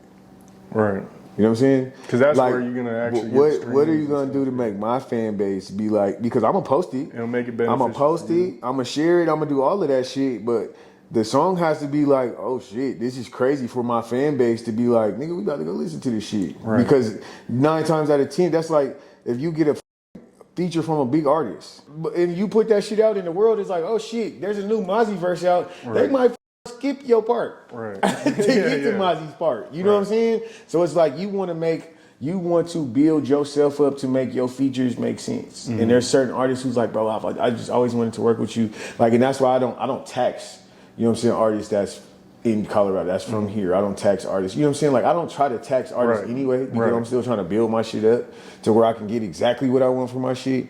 But like, when it comes to like Denver artists and like up and coming artists, especially younger artists, you know what I'm saying? Younger artists, I really try to be like that OG, that mentor, you know what I'm saying, to these artists. Make it like, make sense rather than just take the bread. You know what I'm saying? And they like, you a legend, OG, I gotta work with you. You know what I'm saying? Yeah. And I'm like, all right, let's do it. Like, let's figure it out. Let's figure out a budget. But I'm not just jumping on anything. Like, no, fuck no. Like, it has to at least be good. It has to sound good to me. You know what I'm saying? It don't gotta be a hit. It don't got to be a hit, but it has to sound good. I have to be able to listen to this song all the way through. You know what I'm saying? With my verse on it, to be like, all right, let's do something. Let's do a video. Right. You know what I'm saying? Because I've done that before. I needed some bread. Right, you know what I'm saying? At the time, and I'm like, like, you know. I've definitely been there. Yeah. Okay. Hollywood culture in general right now is very, I don't know how to say it, but like there's a lot of allegations and just like conspiracy theories and different stuff about Hollywood culture, and the energy's heavy. yeah, you can feel it, you can see it. It's like you said earlier, off camera, I think like some of our biggest idols, you know what I'm saying, growing up, dealing with a lot of stuff right now. Yeah. You know, that's coming out the woodworks. Yeah. What's your opinion on all of this and like Hollywood culture and, you know what I'm saying, stuff like that? I feel like it's just, the energy is very like revealing. You know what I'm saying? Like I don't want to be the person who's like, she did it, he did it, they did it, da-da-da. You know what I'm saying? Like I don't want to be that person that, you know, like just get on here and bash nobody, because I would hate for, you know, some shit that may or may not be true about me to come out, and people, because they do it already. You know what I'm saying? Right. And I see it and I laugh at it. You feel me? But at the same time, it's not a good feeling, especially when you know that you like trying to do the right thing, or you know what I'm saying? But if people is getting their karma for shit that they've done, then so be it. Like this is a year of karma for, you know what I'm saying, that I feel like what's going on. So it's like, but the energy is like real heavy. It's real revealing right now. Like a lot of things that were built on like no foundation, they're not working right now. You know what I'm saying? Like everything's falling apart. So you see things that's like built on a fake foundation to where it's just like love wasn't involved in creating this. You know what I'm saying? It might have been like, yo, you got an image and you got an image, let's rock together. You know what I'm saying? But there was never no real love between it. Like it's falling apart. Everything. Right, it's not genuine. Yeah, it's just, things that aren't genuine, things that aren't built off of love is just like everything is just falling apart right now. You know what I'm saying? And you're just seeing it. And as somebody who like understands like what's going on, understands the energy, understands all of that shit, is just like, okay, now we getting to the point, like if it ain't real, it ain't gonna sustain. Like you can't sustain it if it ain't real. You know what I'm saying? And I'm seeing it and I'm like, we finally at this level. Yeah. We finally came to this point, you know what I'm saying? Because there's been things like, you know, you hear whispers and shit like that. You hear shit in the industry. You hear that shit all the time. And now it's just like things are just coming to surface, you know, whether it be like, not even saying like, because I don't even know of people's allegations. I'm just saying as far as like relationships and friendships and things like just spreading apart, like it's been time for it. But now it's like energy that you can't even fight to fake it. You know what I'm saying? Like only the real is gonna be sustained now. And it's just like, it is what it is. It's a bunch of new paths for a lot of people. Right. So, you know, obviously you out here, but like, you know, you've been in big studio sessions, you've been around some big artists. Like from your perspective in like Hollywood and stuff, have you like seen any weird energy or just like felt weird energy and just been like, just kind of peeped game and kept it moving, or like, you know what I'm saying? Have you ever had any weird experiences in Hollywood or stuff like that? Hollywood is, and I don't know if you, like a lot of people don't know, but I haven't been back in a long time. You know what I'm saying? And it's like, that's a valid point. Yeah, I haven't. You know what I'm saying? And it's just like the energy of it. Like I love the relationships that I have with the people I have them with. You know what I'm saying? That's like one thing I'm always gonna be thankful for when it comes to like Hollywood and my songwriting and my career in that aspect. But as far as just being there and being around sessions and just, it's a very weird energy. You know what I'm saying? And when I first got there, I realized it was a weird energy. And I was like, you know, like I was one night after a session, I think my session went until like 4 o'clock in the morning, and I couldn't get an Uber back to my room, but my hotel was like probably like a mile away from the studio. And I was like, I'm just gonna walk. And it was me by myself, you know what I'm saying, on Hollywood, and the energy was so weird. I was just like, that's crazy. I don't feel like I'm alone. You feel me? Like I didn't feel like I was alone, and there was nobody else out on the street. You feel me? So it's just like, and I can't speak on everybody else's experiences in Hollywood, but I just know like where I'm going, you know what I'm saying? Trying to be on this type of path spiritually, like sometimes it's just not a place for me. You feel me? Like I get very weird, very eerie is the word. You know what I'm saying? Them type of vibes, like when, you know, when I've been in Hollywood at certain places and certain sessions, but like I ain't seen no demonic shit. You know what I'm saying? Yeah, Like yeah. I can't sit here and say I've seen that type of shit, but it's just like, you know, like the fake shit, the weird vibes. Like, you know, I get that. I feel that. And I'm like one of those people who feel that shit instantly, and it's very heavy to the point that I can't even focus on work. Right. You know what I'm saying? So like I don't Like you'll get like writer's block? Or yeah. something? Okay. Because I'll be like, why the fuck do I feel like this? You know what I'm saying? Yeah. And it's just like, you know, like I love, like I said, I love my relationships and the things that I built in Hollywood. But as far as like me just camping out there and sitting out there for months at a time like I used to, like I can't do it. You can't do it? Nah. Is there like, when you say the energy, like would you, it's kind of hard to put like words on it, but would you call it like the powers that be or something, you know what I'm saying? Like, yeah, and I don't think like, just in the spaces that I've been in, like I don't even think it's like something that I've experienced fully. You know, like when people say the powers that be, like I don't think I've made it high enough in the industry to experience that. So if I'm feeling that shit right here where I'm at, then I can only imagine how bad it gets up there. right. You know what I'm saying? Like, and like I said, it's not no, like I said, I haven't felt like no demonic shit besides that point where I was walking home and I was by myself, but that had nothing to do with the industry. That was just the energy of Hollywood. Yeah. You know what I'm saying? Like the energy of Hollywood is very fucked off. Yeah. And that has nothing to do with the people, if you get what I'm saying. Like, you know, like some people add to that. Right. You know what I'm saying? But just the energy Like that it has stuff. as itself. You know what I'm saying? Like I said, I was by myself on the street walking home and I felt like I wasn't alone. That scared the fuck out of me. You know what I'm saying? Like, what the fuck is going on out here? Yeah. You know what I'm saying? Like, that It's energy. different than just walking down like 16th. Yeah, bro. Like 16th Street is not as bad as that. You know what I'm saying? Right now. Right, Like, that's crazy.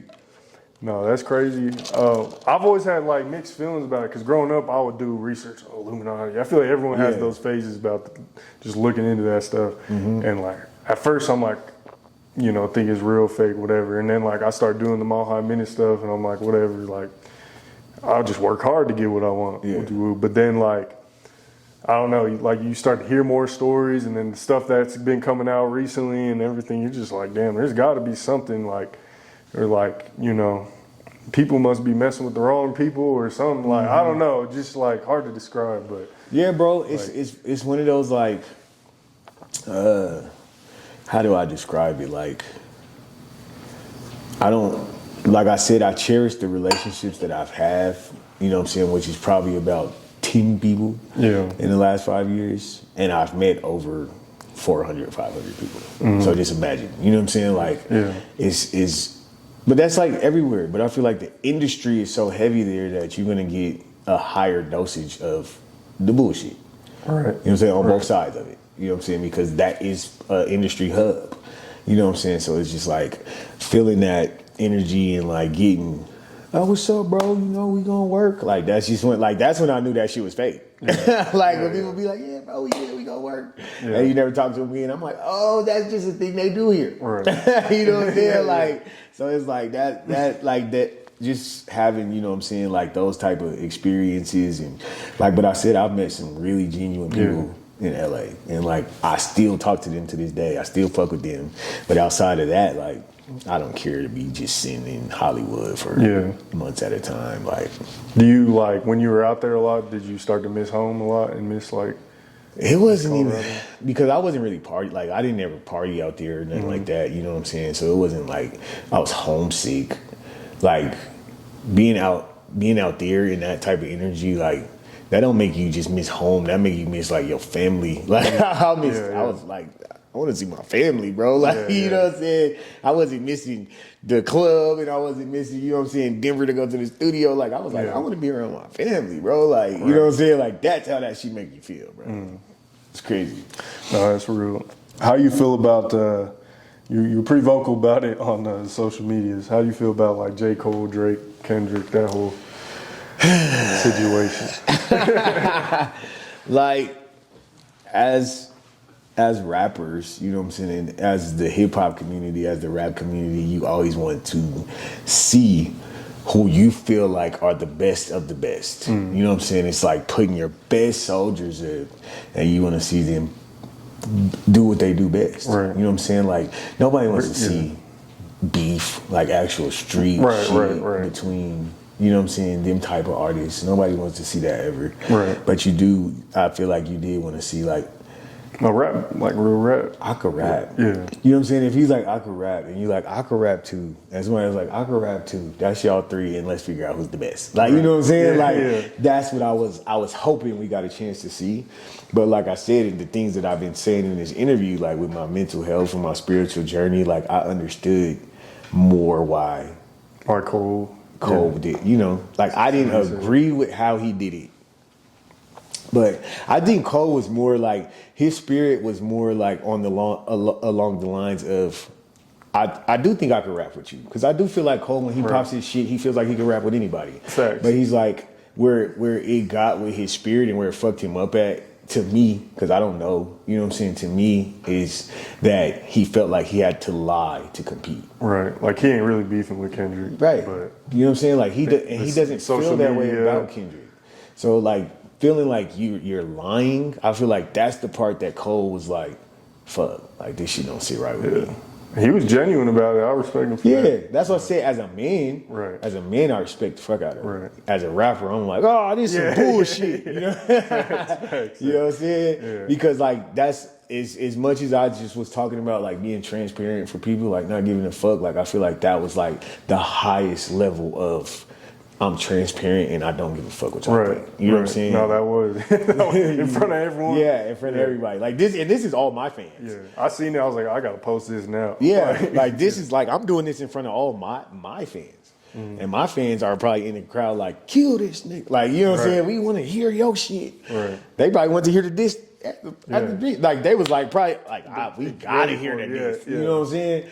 So it's like for him to do that, like, I respect him as a man. You feel me? But like I said, rap, it's competition. Right. And it's like, we don't got to kill each other to compete. Right. And I don't feel like them motherfuckers is at the top of the game. Right. Like, it's not like, you know, they coming from or just getting out of the streets or just, and y'all being like doing music at a high level for a long time. Yeah, so at it's least like, a decade.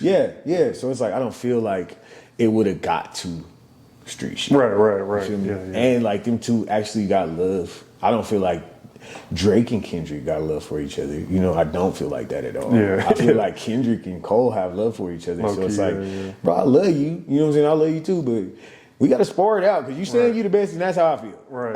Like, you know what I'm saying? Like, I was just hoping it stayed in that area, but I get Cole though. I get why he did what he did. Like I said, I may not agree with how he did it, but as a man, like I can only like salute that shit. Right. Yeah, it definitely brings like more excitement to hip hop, to rap. You know what I'm saying? Like you said, obviously if it was like really street stuff, like no one wants to. Like, don't nobody want like the Biggie Tupac shit. No, like we actually cherish y'all being here with us. You know what I'm saying? Could only imagine if they were here. And we don't want to put a battery in they back. Like, and there's of course little dumb motherfuckers on Twitter who wants to put the battery in your back and be like, "I'll beat your ass because I'm a Kendrick fan, and then I'll beat your ass because I'm a J. Cole fan." And these niggas never even seen y'all before. Like, don't know y'all exist, and y'all out here ready to crash out. Because of that shit. Like, nah, bro. Like, we got to do better anyway. And I'm like glad Cole did. I'm not glad he did because I wanted to see, you know what I'm saying? Like, he was like, people want to see blood. Like, no, we don't. We want to see y'all rap. Like, not that serious. Yeah, you know, like, I don't want, like, but I get the people who he's talking about. Right. You know there are some people like that. There are some people like that. Especially with, like, you look at, you know, the whole Chicago drill scene, what happened with that, and you know what I'm saying? But think about what I said earlier, like negativity like flies through this industry. And it becomes big, like it bubbles and it becomes bigger and bigger and bigger. You know, so I get what he was saying, you know what I'm saying, about like what it could become. But I'm like, if you know your bro, you should know it never could become that. But you know what I'm saying, with the people, how they was talking, like, he gotta fuck Kendrick up, like, bro, these are little 12-year-olds. You know what I'm saying? Who snuck on Twitter and created a fake account. You know what I'm saying? So I'm like, bro, the people who love music and who love hip hop and rap, like, we don't feel that way. You know, so we didn't want to see blood. We never did. We actually begged y'all to do a collab album. I remember that. You know what I'm saying? If you really want to talk about it. You just reminded me what I was going to ask. Compromising. Do you feel like there is, like, you almost have to compromise whether it be on a small level, local level, national level, like huge level, with these allegations, everything going on, do you have to compromise to kind of get to that next step? And I feel like compromising could be anything. I think compromising could be obviously on the worst levels, what you can think of, what's been going on, or, you know, compromising, meaning, for example, like I might post a crazy line out of someone's song, and just because I know it's gonna run up views or whatever. Like, do you feel like you kind of need to compromise and stuff like that to get to that next level in the industry? Or so do I need to compromise? Do I feel like I need to compromise? Like, no. like, okay, I don't want to feel like I need to compromise. You know what I'm saying? Like, and it just depends on what you think compromising is. I feel like compromising is doing something that's you don't feel like is of your character to get passing benefits. moral boundaries. Yeah, you know what I'm saying, to benefit from it, like financially or career wise. Like, there's certain things that I don't feel like it's compromising. Like, if I have to post something on TikTok and I don't be on TikTok, like, no, nigga, you're just doing something that comes with the industry that you need to do. Right. You know what I'm saying? But as long as it doesn't like pass, like, or you know, break my boundaries or go along against my moral compass, I don't feel like it's compromising. Do you think that's prevalent in the industry, especially like once you start getting to those like higher levels and stuff? Like, yeah, and the reason I feel like that is because, like, I would hate for somebody to do something that's against their, like, or breaking their own boundaries or against their moral compass, and that's what they become famous for. Yeah. Because then they have to continue to do that. Right. You know what I'm saying? Which is like, damn, I gotta go, like, this is not even me, and I gotta do this every day. Like, you know what I'm saying? Like, I would hate to blow up for some shit that I'm just like, fuck, why did I do that? right. Because then they're like, we want more and more and more. Like he said, we want blood. Like, they gonna want that shit. Right. Like, you know, and then that's just gonna be your career. And it's like, fuck, bro. Like, I gotta keep this shit up, this facade. You know what I'm saying? So it's like, nah, I don't want to do nothing that I accidentally get famous for and it fuck me up. Like, You see that too with some artists where it's like they get famous for something and then they have trouble getting out of that box. It's the box. That's all what people. That's the box that they're in, and this is the box. They're like, you trying to get out? No, get back in there. You know what I'm saying? Like, we don't even like you enough yet. Like, let us love you first, then switch up. Right. How you feel about the like women's basketball just becoming like big? You know what I'm saying? I feel like, you know, 3-4 years ago, no one cared. No one, you know, you might have heard about your Lisa Leslie's. If you really cared about basketball, you knew about some. The Diana Taurasi, stuff like that. But like now it's like you got these stars, you know, the Angel Reese's, Caitlin Clark, the I don't want to pronounce the name wrong, but Flau'jae, the South Carolina girls, you know what I'm saying? Like, how do you feel about that? We're seeing like the level up of women's basketball, period, because there are more superstars at one time. You know what I'm saying? I feel like when we heard about Skylar Diggins, we heard about Skylar Diggins. I feel like when we heard about Maya Moore, we heard about Maya Moore. When we heard about Brittany Griner, we heard about Brittany. You know what I'm saying? Now we have a chance to hear about, you know what I'm saying, Juju at the same time as Angel, at the same time as Flo, at the same time as Caitlin Clark, at the same time as Tessa Johnson, at the same time. You know what I'm saying? Like, we're getting a chance to hear about all of these, Lauren Betts, you know what I'm saying? Like, all of these, we're getting a chance to hear about at the same time. So it brings, like, the more the merrier is what they say. So it's like, if you get a chance that you can watch women's basketball at any given moment and see a superstar on the TV, it's gonna bring more people to the game. You feel me? So it's like, and that's not saying that there were like, that's why I brought up them before, because it's not saying that there weren't superstars before, but like at the pace that you're getting to see, like at any given moment, like there was a superstar pretty much in every game of the Final Four. Right. You feel me? And that we don't usually have that. Or maybe like the world just missed out on it. You know what I'm saying? But I feel like it's a great look for college basketball or for women's basketball, you know, because it's like, I was intrigued. I was intrigued so much, I started like looking up like the scouting reports for next year, like who's going where, you know what I'm saying? I watched the high school All-American game, you know what I'm saying? Like, oh, she going to South Carolina, they going to be crazy next year, you know what I'm saying? She going to USC, like, I was actually interested in watching the game. Yeah, I was very interested. You know what I'm saying? And it's just like, that's what happens when you see multiple superstars at one time. Yeah. You feel me? It's like, but that's with anything though. You know what I'm saying? When you start seeing like, and once you get it to the point where, especially they making money in college, you know what I'm saying? Like you're getting famous because of, you know, these brand deals, these NIL deals. So we're gonna see your face more often, which is like the dopest thing about both sides of college basketball. You know what I'm saying? We seeing brand deals for both sides, and these kids are making like outrageous money, and they're in commercials, and they're in, you know what I'm saying? Like we're always seeing them online. They stay pop, they stay relevant, and it's just like, okay, now I'm knowing y'all's faces with y'all's names, and I'm like, all right, let me check out. You know what I'm saying? Let me check them out in basketball. You know what I'm saying? Like, and like I just feel like their spirit of competition is very high.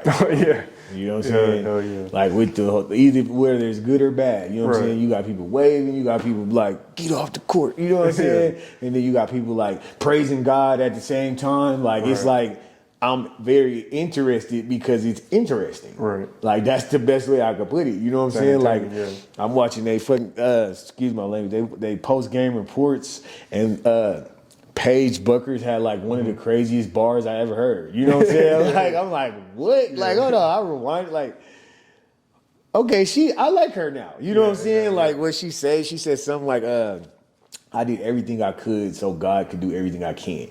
And I said, yo, that's a bar. You know what I'm saying? Like she went crazy. I recorded it, I typed it out, like I had to make sure it was like, I'm like, yeah, all right, I'm invested. You know what I'm saying? So it's like now I'm excited. I'm like looking at the rosters. Right. Like I was excited to see where the scouts, the high school All-Americans who was graduating was going next year. I'm excited to see where the girls who's graduating in college right now is going in the WNBA. Like I'm excited to see it. You know what I'm saying? So I feel like I don't know if I'm late. You know, I don't know if I'm just catching up, but I'm like intrigued. I want to know what's going on next season. You know what I'm saying? And I was like, I feel like I was more intrigued in theirs than the men's college basketball this season. You know, like I watched a couple games, I'm like, yo, but it was like a majority of like my favorite teams, you know what I'm saying, was gone early. So I'm like, what's going on with the girls? You know what I'm saying? But I liked it. I like it felt refreshing.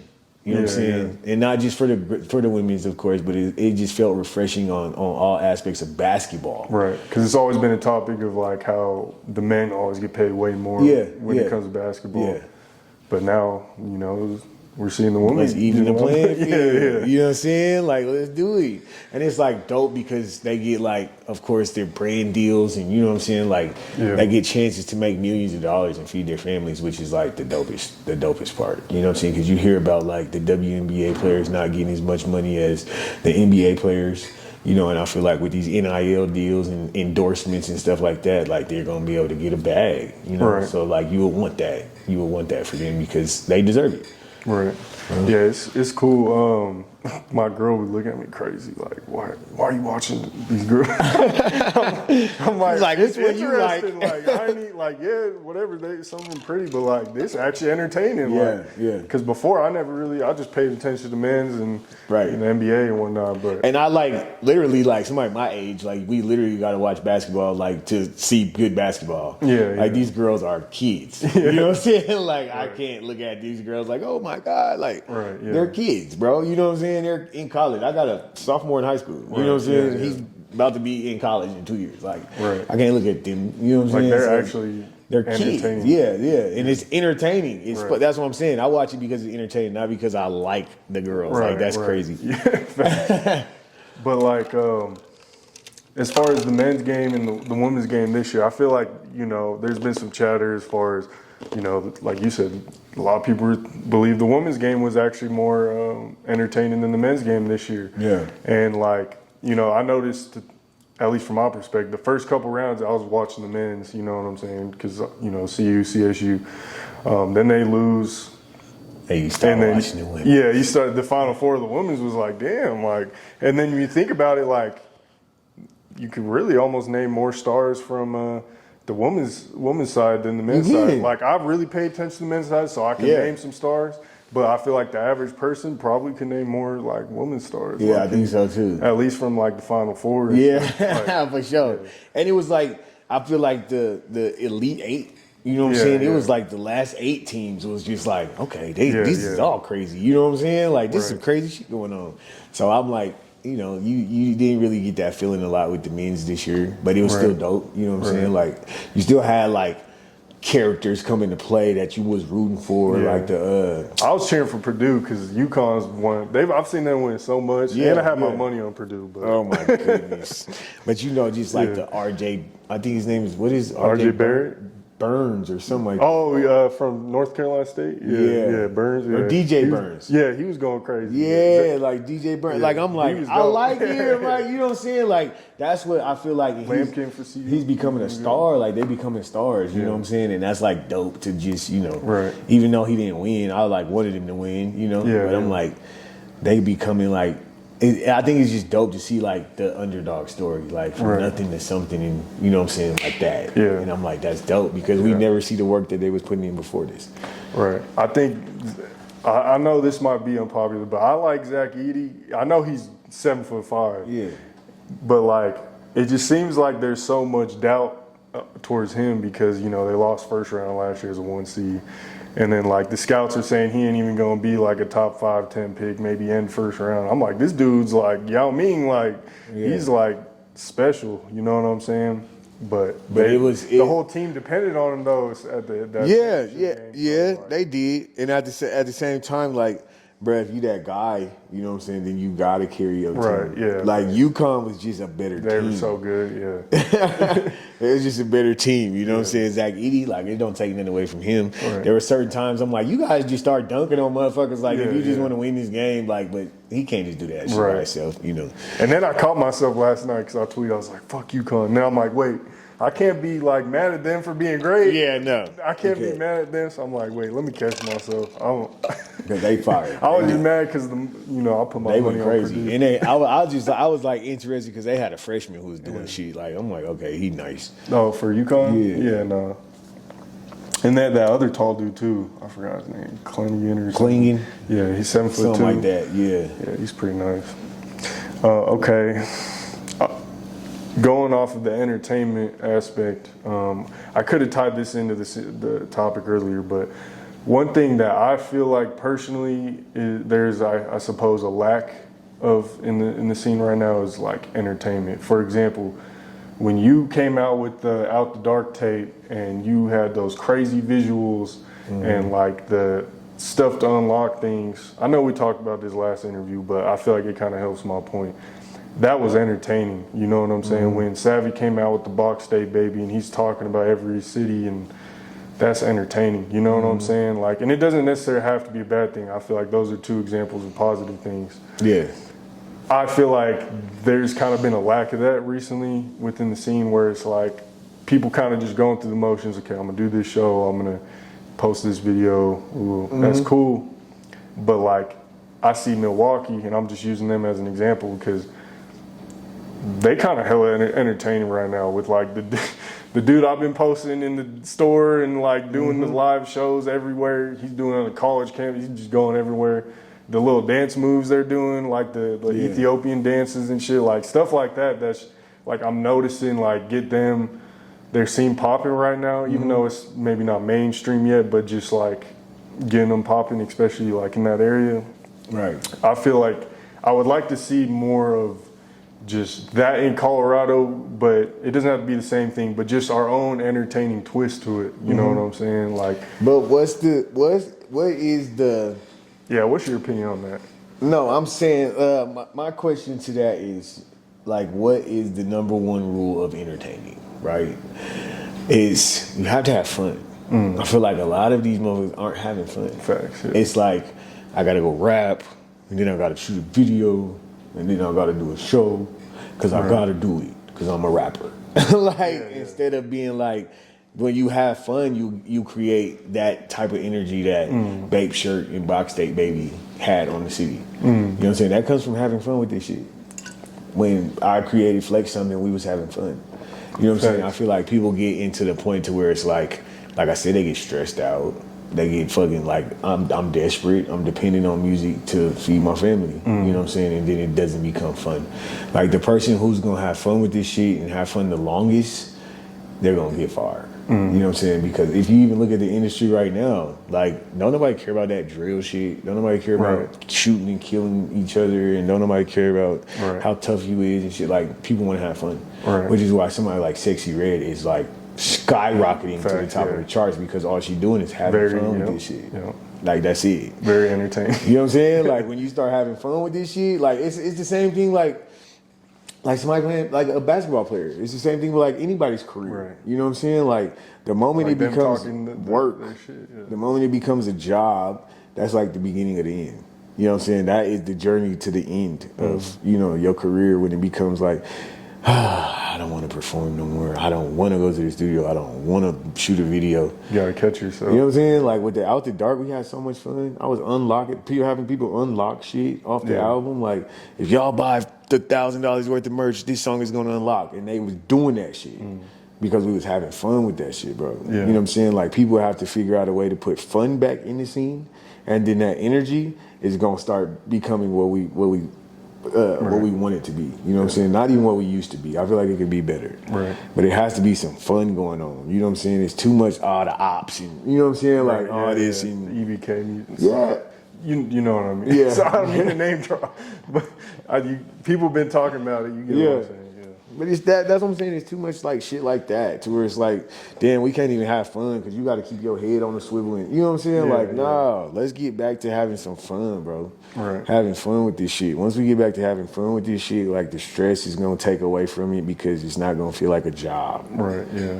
Yeah. And I like that you said that because I need to catch myself sometimes. I'll be feeling like I think I let the stress of like having to do a bunch of things catch up to me, and then like 2 or 3 people in one day might get on me a little bit about it, and then I'll just get stressed out and I'm like, fuck, I'm not even having fun, whoop-de-whoop. But then I think about, I'm like, would I rather be doing this or, you know, creating something or just go, you know, work a job? And no shade to anyone who works a job. I've worked plenty. No, I get what you're saying. You know what I'm saying? Just chase the career or be like, fuck it. You know what I'm saying? Let's go figure it out. But, you know, something always draws me back to still like doing these interviews and creating content because, like, I don't know, I just feel like these conversations are important and they're fun, you know what I'm saying? But I feel like I need to do a better job of just like finding ways to be more fun and shit like that. But just figure it out. Like once you figure out like I have fun doing this, do it a lot. Right. You know what I'm saying? Then you're gonna see shit changing. Yeah.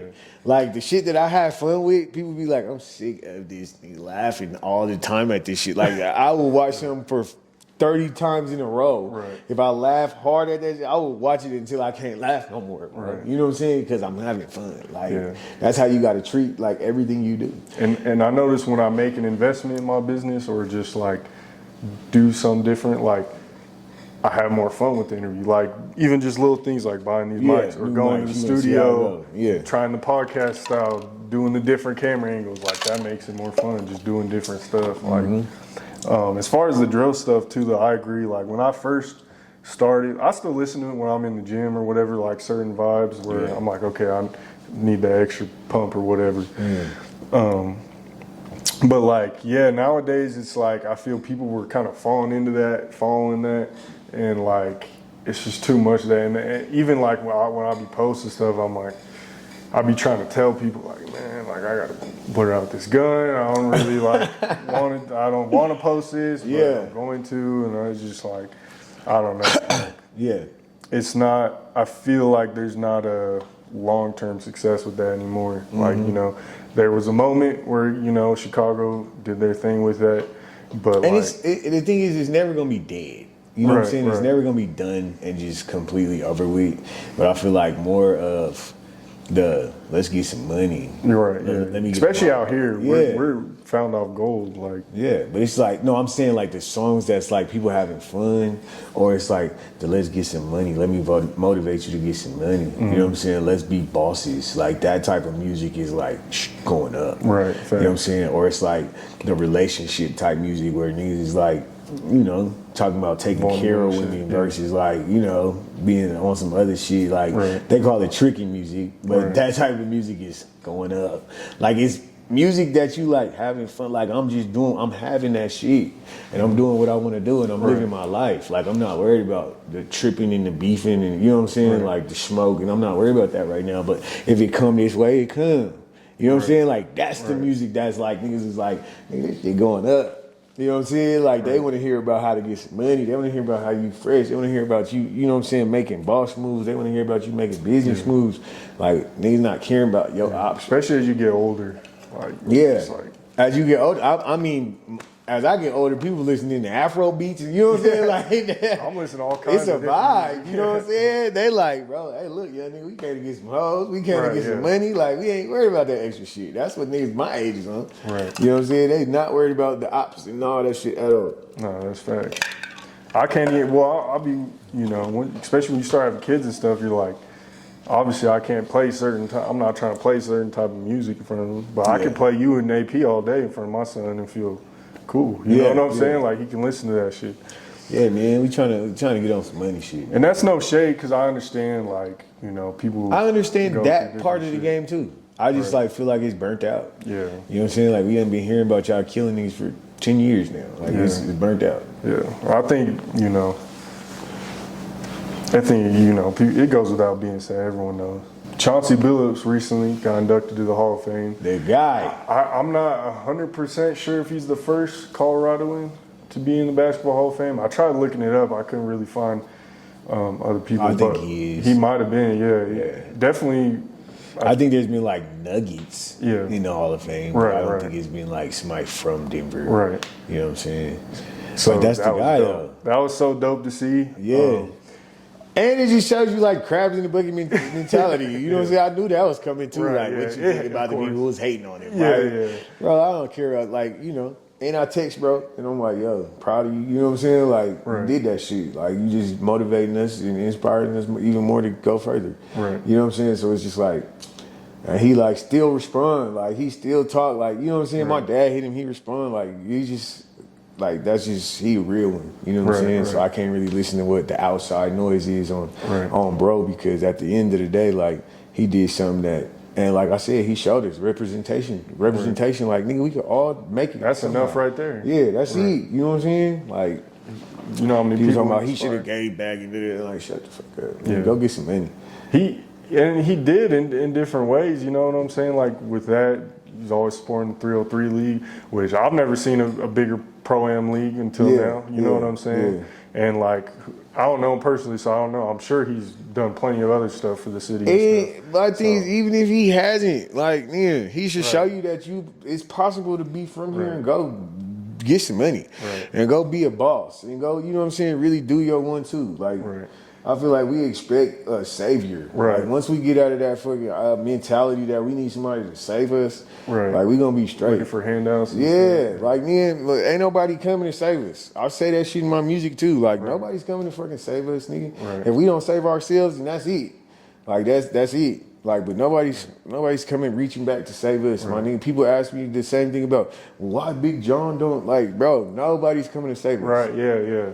And like, why even count their pockets? Like, I don't. It's like you should be. You should be so busy counting your pockets, you don't even care what's going on in another news.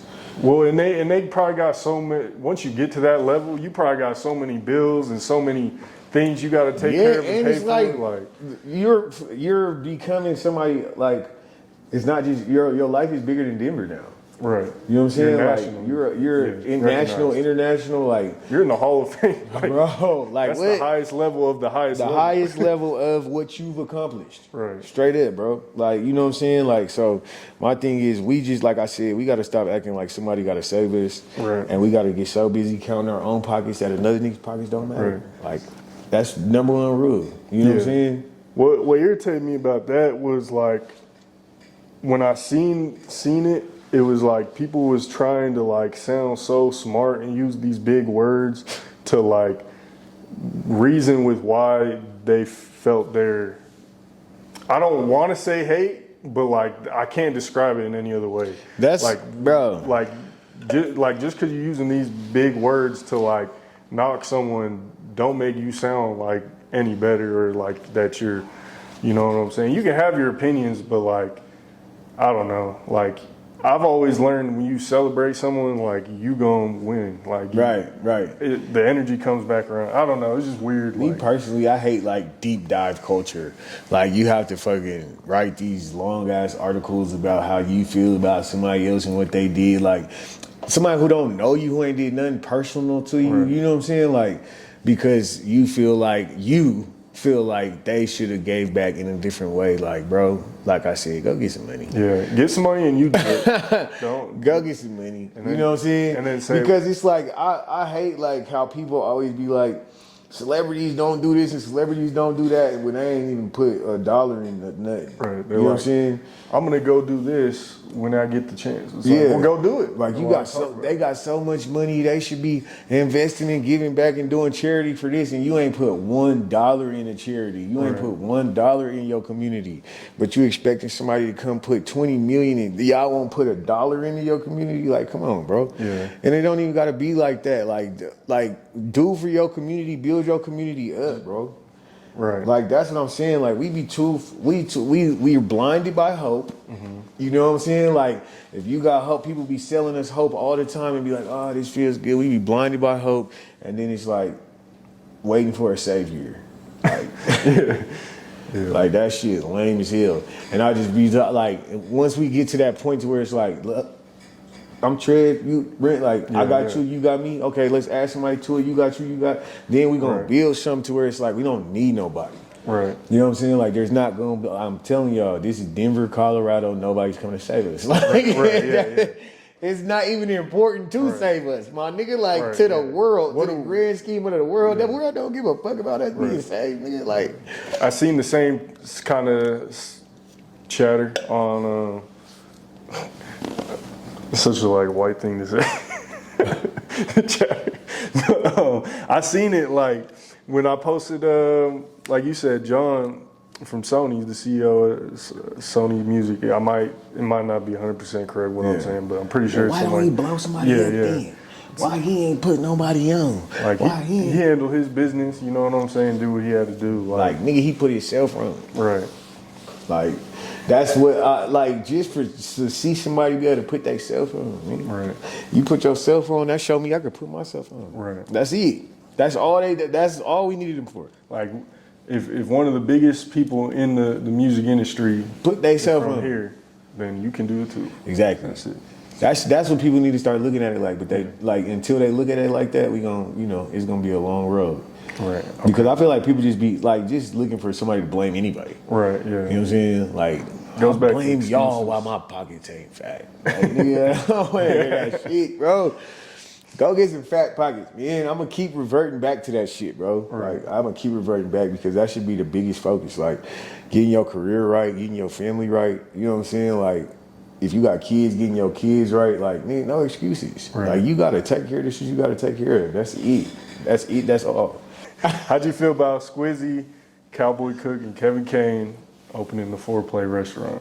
It's dope, bro. Like I seen, you know what I'm saying? I got a chance to understand what was going on before everybody else did, of course. Yeah. You know what I'm saying? I seen what was going on. I seen him building that, you know. Shout out, like, I know everybody looks at, you know, them three because they the top dogs, you know what I'm saying? They the owners of it, but I know they even put bros and, you know what I'm saying, a couple of the bros on, like Lil Juan, shout out Darius, you know what I'm saying, who was there helping with the process. So it's just like, bro, like, they doing what they set out to do. You feel me? Like they said they was gonna do something and they did it. A lot of people could learn from that. You feel me? So just seeing it and seeing like, you know, I ain't had a chance to go yet because I am still on house arrest. I'm on ankle. Yeah, I haven't yet either. You know what I'm saying? But seeing like how people giving it great reviews and saying like this is something that the culture needed and you know what I'm saying? Like that made me proud. Right. I'm proud of them. I'm happy for them. You know what I'm saying? Because this is something that they, like I said, they've been putting the time and effort into creating something. That's real. You know, and like I was saying earlier with other people and their dreams and aspirations, like it took steps to get to there. I think on the post, they like, this is something they've been working on for 3 years. You know what I'm saying? A lot of people give up on something after 6 months. Right. After 2 months. Like, nigga, this rap shit ain't working. I've been rapping for 2 months. I'm done. Like, and they kept it under wraps pretty good. You know what I'm saying? I didn't know until 3 weeks ago whenever they announced it. Like, kept it under wraps. They did what they were supposed to do, handle business. You know what I'm saying? Like, and like I said, I'm proud of what they putting together. They putting some shit together. You know, so it's like everybody is doing their part. Everybody is playing their position. Yeah. So now other people need to see how positions are being played and what's going on and everything taking place, and need to figure out where I stand. What can I do to add to this community? Right. What can I do to add to the culture? What can I do to, you know, shift the culture, upgrade it, level it up? Like, whatever you can do, add it, bring it. Because it's not like when our culture is something that other people outside of here want to come see, is when we fully built and, you know what I'm saying, fully furnished our culture. You know what I'm saying? Right. Until then, we just in the process of building it. So, like, let's build it. That's real. Okay. Nike basketball, we'll kind of put these two together, and the Nuggets playoffs. You know, obviously they won the chip. Won the chip with me on the screen. Had the city turn. You know, we're on the screen, like doing you opened the playoffs, basically did the intro and everything. What, obviously you had performed at Ball Arena before that, but like this was a whole nother level, you know what I'm saying? Nuggets never won a chip until last year, so like, what was it like for you? That was the first year you were like on the intro too, right? Or for the playoffs? Yeah. What was it like for you to, you know, be a part of that and like be celebrating the city, and then also see, you know, them end up winning the chip and everything? Oh man, that's what I mean by like when your energy is contagious. You know what I'm saying? It's infectious. And I feel like last season, like the Nuggets brought that like undeniable energy to where, you know, early in the season, mid-season, people was like, we feel like they could win this motherfucker. Right, you know what I'm saying? And then people start looking at it like, yeah, right. And it's only because it hasn't been done yet. Right. It only because it hadn't been done yet at the time. You know what I'm saying? So that should show you, like, when you have an idea or you have an energy about going to accomplish something, there's a lot of people who's just going to say no because they've never seen it done. Right. You know what I'm saying? It's impossible to them.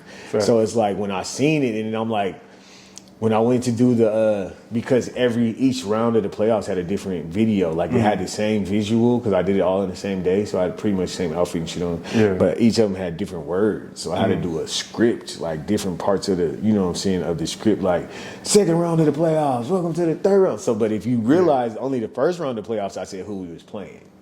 So the second and third round in the semifinal and welcome to the finals, like we didn't know, you know what I'm saying? We didn't know who we was gonna be playing. So like it never had a team on none of those. And people was paying attention.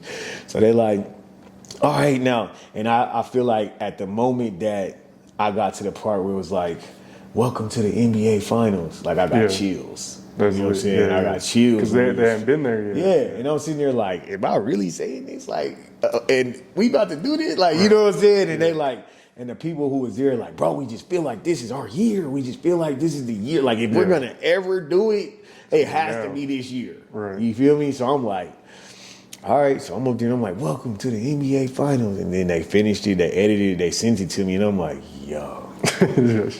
Like, what the fuck? This is crazy. You know what I'm saying? And then they ended up winning that motherfucker. And I felt like when they won it, I was already in my, like, on my sober journey. You know what I'm saying? So it's like I'm out and I'm just like really like looking at the city, you know what I'm saying? Like really taking it all in. Taking it all in, like looking at the lights and like the homies is faded and they're like, yeah, we're fucking dead. You know what I'm saying? And I'm just like sober, like, damn, like that's dope. Like, high off life. Yeah. It was really like we was feeling the same type of way, but it was just different. You know what I'm saying? Yeah. Like really super high off life, like we did it.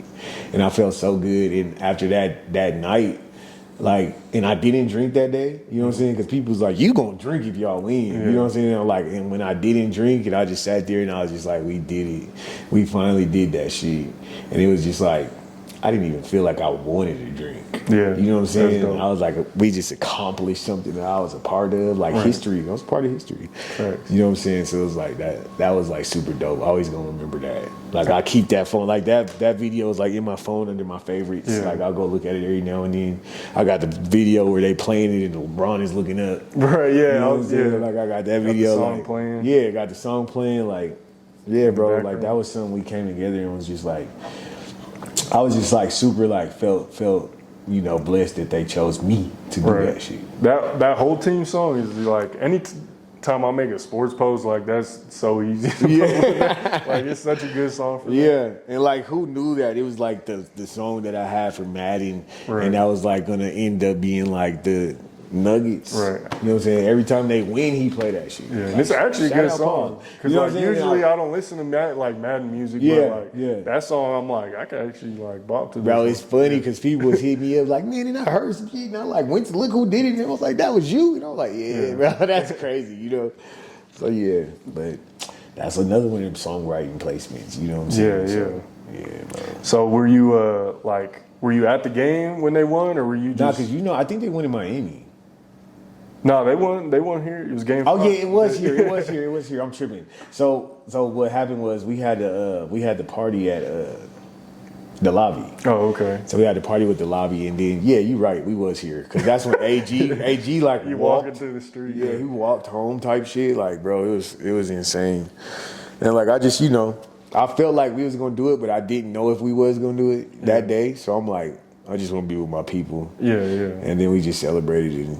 That was it. Hell yeah. That was it. They shook the city up. I ran into you on the street like game 3 or 4 or something when they was in Miami. Yeah. Because that's what I was thinking. I was like, nah, they're going to win it in Miami. That's why I always say that. I'm like, they're going to win it in Miami. And then they did it and came back home and won it. Yeah. I remember exactly where I was at. We was at the lobby. It was packed too. And I'm like, oh, shit, downtown. We did it. That shit was crazy. Then we see AG walking home and shit. I'm like, bro, this is crazy. Oh, you seen him walking? Yeah. That's weird. No, the crowd was going crazy. I remember dude on the street. Yeah, there were so many people. I see one fall. He was hanging and fell off that motherfucker. I was like, oh no. Into the crowd and ambulance flying through the crowds and shit. I'm like, bro, this is a lot. Yeah. But I enjoyed every moment of that shit, bro. Hell yeah, that was dope. Did it like? How did it feel when Nike came back around and gave you the shoes and did the whole? Man. I'm assuming they gave you the shoes, right? Yeah. You gave you some Kobe's, man. Yeah. How's the traction on them? Just side note. They're insane. They are? Yeah. Like I didn't even want to hoop in them, and I'm like, bro, like this is what you keep. You get these to hoop in, and then I start hooping in them. I'm like, these are amazing, bro. Like I need some new ones because I have the old Kobe's and tractions, like. But that was another one. You know what I'm saying? Another situation as to where something else I did alley-ooped me to another situation. So the Nuggets called me and they're like, yo, can we give your number out? Like, we'll give your contact out. Somebody's trying to contact you. And I'm like, who's trying to contact you? And they're like, Nike. And I'm like, oh shit. You know what I'm saying? Like, have them call me. So they hit me up about doing the video. They sent me the camera. You know what I'm saying? They sent me the camera. I had like what people seen off of the short commercial was probably just like seconds, literally like seconds clipped together of like hours of shooting that we did, you know what I'm saying? So they sent you the camera and then you had someone record or something? I recorded it. Oh, okay. They're like, it's first person, handheld. Oh, okay. You know what I'm saying? So they sent me the camera, like one of the old school camera with the tape. Oh, okay. You know what I'm saying? I had to charge the battery like at night, you know what I'm saying? And I like took time and like really filmed that whole thing. And then after that, we sent the camera back with the tapes and they edited it. You know what I'm saying, to make it like 4K, make it look how they wanted to look at it off the tapes, which was crazy to me. So that's dope. Yeah, shout out Nike. Technology, man. Yeah, it was Nike, NBA collab, like them the jerseys. You know what I'm saying, the edition jerseys. So I'm like, that's hard. Hell yeah. I know you don't want to talk about lists and stuff, but I do want to talk about like the little Milwaukee versus little bracket stuff I was doing. I mean, you were obviously the only artist that ended up winning like one of the matchups for the tournament and shit. It was honestly just for fun. Like I was really just trying to help get people outside of Colorado tune into what's going on out here, and they were trying to do the same. Get people out here to tune into Milwaukee and shit made me pay attention to what was going on. Right. The thing is, like, when you do those type of competitions, they gonna tune in and automatically be like, man, it's Milwaukee, man, it's Denver, like talking crazy. You know what I'm saying? Like it's gonna be like, which was like, it was cool because it was pretty much love with, you know what I'm saying? Yeah. I ended up actually like talking to a couple artists from Milwaukee, you know what I'm saying? And it was love type shit. So like I feel like those is good, especially just to put like the exposure is key. You know what I'm saying? Right. Content is king. So in this day and age, like as much as you can do stuff like that, you know what I'm saying? Like I say you do it and you keep doing it with different cities, and you know what I'm saying? Because like I follow a couple of them Milwaukee rappers now. You know what I'm saying? They follow me now. You know what I'm saying? We like shit, you know what I'm saying? So it's like just exposure. Like everybody wants exposure. You know what I'm saying? So as much exposure as you could give people, like don't listen to, you know what I'm saying, the people in the comments, like all of that. Like, and I would say like, you know, if you got an artist who's like, hey bro, like I'm gonna put you in this bracket, and they get proactive, like, yeah, we'll play this song. You know what I'm saying? Because it's the song I wanted people to see me for and shit like that. I feel like that's one of the things that, you know what I'm saying, artists need to be proactive about though. Because I feel like they be like, oh my God, you chose this song. Right. You know what I'm saying? Well, if you know you in a competition, well say play this song. First round, play this song. Second round, play this song. Third round. Like, it's easy. It's easy it makes your job easier too. That's what we did basically. Yeah, straight up. So I feel like that's, you know what I'm saying, other than that, like them is dope to me just because you getting exposure. Right. You get That's more all followers, more looks, you know what I'm saying? Like that's what people want. The more eyes you get on you, the more you have a chance to win. Right. And I feel like the goal with that is like just trying to figure out new marketing techniques to like get out of Colorado. Like new ways to just like draw some new eyes and like stuff like that. So I'll probably do some more stuff like that in the future. I was kind of waiting until this last event was over, and it is, so now I'm probably going. Yeah, y'all need to do something with all the blogs, the Arizona ones, or like whatever ones you tapped in with, just do something with all them motherfuckers. Yeah, that should. No matter if it's a competition or you just putting a spotlight on a Milwaukee rapper or Arizona rapper or Denver rapper, like, you know what I'm saying? Like there's certain ways that you can get, you know, exposure on your platform. Right, You feel me? So the more exposure you get on your platform, the more exposure that the artist on your platform is gonna have. So, you know what I'm saying? Like keep doing the shit that you're doing because I feel like it's growing. And, you know, you get people's eyes on it, and you get a city behind you. Like that's one thing. Them Milwaukee motherfuckers, they would be, bro, for they city. They like it don't even matter like who we up against. Like it's our city versus everybody. Like, and I was like that shit dope. Hell yeah. To where I'll go to something, and, you know what I'm saying, one of these little niggas is like, it should have been me. Like, I'm like, damn, bro. Like that's like, you know, and that should make you feel up. Like it do. Like, damn, bro. Like we should have more unity in this shit. Right. But you know, unity is gonna come when I feel like people start feeling like they got a fair chance. Right. Oxford. That's real. Yeah, straight up. We'll just wrap it up with like a couple pick one questions and then shout outs and all that. Okay. West Coast or East Coast? West. Okay. Kobe or LeBron? Fuck. Oh my gosh, bro. I hate this question. People know I'm gonna pick LeBron, so I gotta say LeBron. Okay. Like if people know my music, they know I'm gonna pick LeBron because I have a song about how when I start liking Kobe. Like literally, you know what I'm saying? So I gotta pick LeBron. Okay, Brady or Manning? Well, Manning, bro. Like I have to. Like I can't go Brady. Right. Manning came and did what he did with us. Right. You know what I'm saying? He's a Bronco for life. Right. Colts fans, y'all can say whatever y'all want to. Metro Boomin or Cardo got wings? Cardo. Okay. Cardo's one of them guys too. You know what I'm saying? He got ties to the city. He got ties to the city, and he make that shit. You know what I'm saying? And I love Metro, but you can't. You get versus Cardo. I gotta take Cardo. Right. Got to. Okay. 98 Bulls or 23 Nuggets. Bro, you're about to have me get flamed up, and I don't care. 23 Nuggets. Okay. Name like one word to describe all three cities. Denver. One word to describe Denver.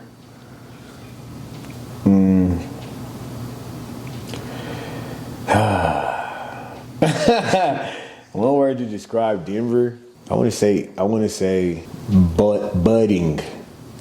I think you're gonna say budding. But you know what I'm saying? Budding. All right, budding. And I feel like that's a perfect word for it, especially like I like it. It's a bar, kind of like a double entendre. It's budding for sure, though. You know what I'm saying? It's I get it. Okay. Yeah, you know what I'm saying? Yeah. I thought about that one. Yeah, that was a good thought. Okay, Aurora, one word. Bubbling. Bubbling. Okay. And Colorado Springs. I'm trying to think of a good word for them. Moving. They moving. Okay. Bubbling, moving. 'Cause I feel like Aurora is getting way more talent coming out of Aurora. You know what I'm saying? So they like bubbling. Colorado Springs, like, I don't really know. Like, one thing I will say about the ones who I have met in Colorado Springs is they hustlers. So, you know what I'm saying? Like, they really do be moving around. You know, whether it's coming to Denver. A lot of people will be out of state. Yeah, whether it's coming to Denver, going to Pueblo, going to Fort Collins, like, they always got something moving, something shaking, something up their sleeve, you know what I'm saying? And it's like real, like, military place. Right, So it's like they get out of, they move around. Like, they do stuff in Colorado Springs, too. I got a show coming up in Colorado Springs, but... Oh yeah, I think I seen that. Greeley too. I Greeley, popped out to Greeley, Boulder, Pueblo, all the other like smaller cities. Yeah. Shit. No, There's a little scene. There's scenes in like every scene. It's crazy. Yeah, we spoiled though, bro. If you think about it, we really spoiled out here. Because I go to other cities and they be like, yeah, we about to go to this event. The event be like an hour away. Right. And we be like, man, that's just an hour. We not driving to that. Like, we hella spoiled out here, bro. So, And they be looking at Denver like the stars. Like, yeah, of course. You know what I'm saying? Like, but that's like if we lived in Greeley, we like, man, we going to Denver this weekend. Right. You know what I'm saying? If we lived in the spring, we going to Denver this weekend. So I get why people in Denver are so like spoiled. Like, we don't want to drive out, you know what I'm saying, hours away and everybody's coming here anyway. Right. So I get that shit, but I be ready to go. I be ready to get on the road, travel, move around. Hell yeah. Okay, should Melo or Jokic have their number retired or both? Or what's your opinion on that topic? Both. Both? Yeah. I feel like Jokic is finishing what Melo started. You know what I'm saying? Yeah. Like to our generation, like Melo made it cool to be a Nuggets fan. Right. You know what I'm saying? Melo made it like when he came in, like that's what I be talking about when you talk about shift the culture. Like Melo and them Nuggets, like they shifted the culture. You know what I'm saying? Like that's when the All-Star game came out here. You know what I'm saying? Like we was proud to be like, man, the Nuggets, you know what I'm saying? Right. Like we had a different energy.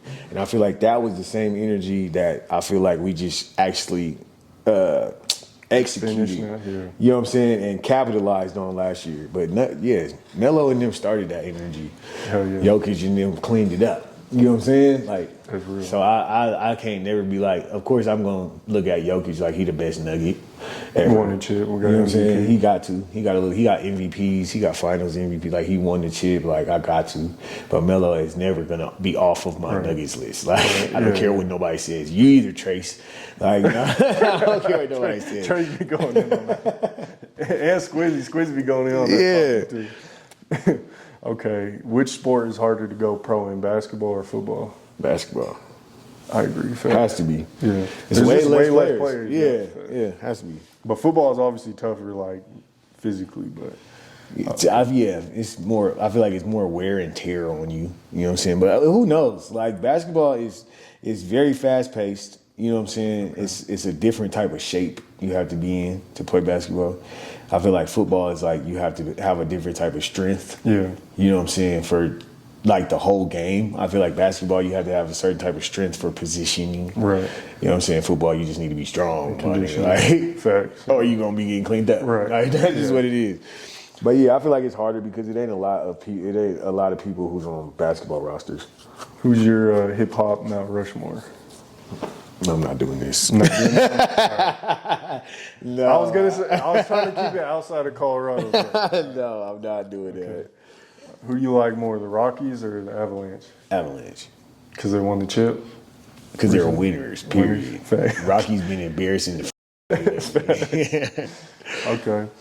Which school would you rather have your kids go to? Denver East, Cherry Creek, or Valor Christian? Because they all three good at sports. They are. Regis is good too. You know, there's other ones. But I feel like those are the main three that... I feel like it depends on the sport.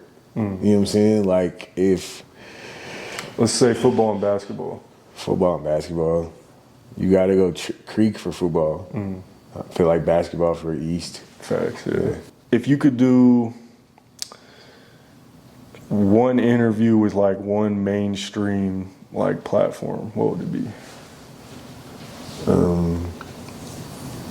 I want it to be fun. So I would think either like, I just think it would be funny with my history, and then end up having to do an interview on Joe's show, Joe's podcast. Okay, Joe Budden. Yeah, that would be interesting. I think that would be interesting. Hell yeah. Yeah. Okay. What about Colorado pro athlete Mount Rushmore? I don't really know, bro. Honestly, like you have to put like somebody like Reggie Jackson on there, I think, because he made a league. That's a unique one. No one said that one yet, but he's from here, so he has to though. Chauncey, of course. Right. I can't remember his name. This is why I didn't want to do this, but he was a quarterback and he grew up in Boulder. He was like a big quarterback in the NFL, but I can't remember his name. And nobody ever cared because he grew up in Boulder. But I can't remember. But on my personal one, I'm gonna put like somebody like Joel Klatt. Maybe he went to CU, but he grew up in Arvada. He's like the big Fox broadcast. No, he was a quarterback. Yeah. But you gotta put like Daniel Graham on there. You know what I'm saying? So you naming all Colorado folks? Okay. Yeah. I thought when I meant most people take it when I say it is like, you know, John Elway or. Oh, I was thinking you were saying I like how you're going with it. Though. Yeah, I think you were saying like who's from here? Yeah, who's from here who made it in sports? Yeah, I don't know. Daniel Graham, no, for sure. Chauncey, for sure. Damn, I had another boy who played in the league too. He was on the. Who's the fourth? Can't remember his name, bro, and I'm gonna be pissed off. But he's gonna be like, bro, I can't believe you didn't make the league for that. He played, I think, safety for Green Bay, and they won the shit. Oh, he gonna be pissed off. I was thinking of someone else when you said that. Yeah, I can't remember. When they won it in like 2010 or whatever. They won, and he won a chip. What was that? Al Harris ain't from here, right? He wasn't on there. Charles Woodson, he ain't from here. No.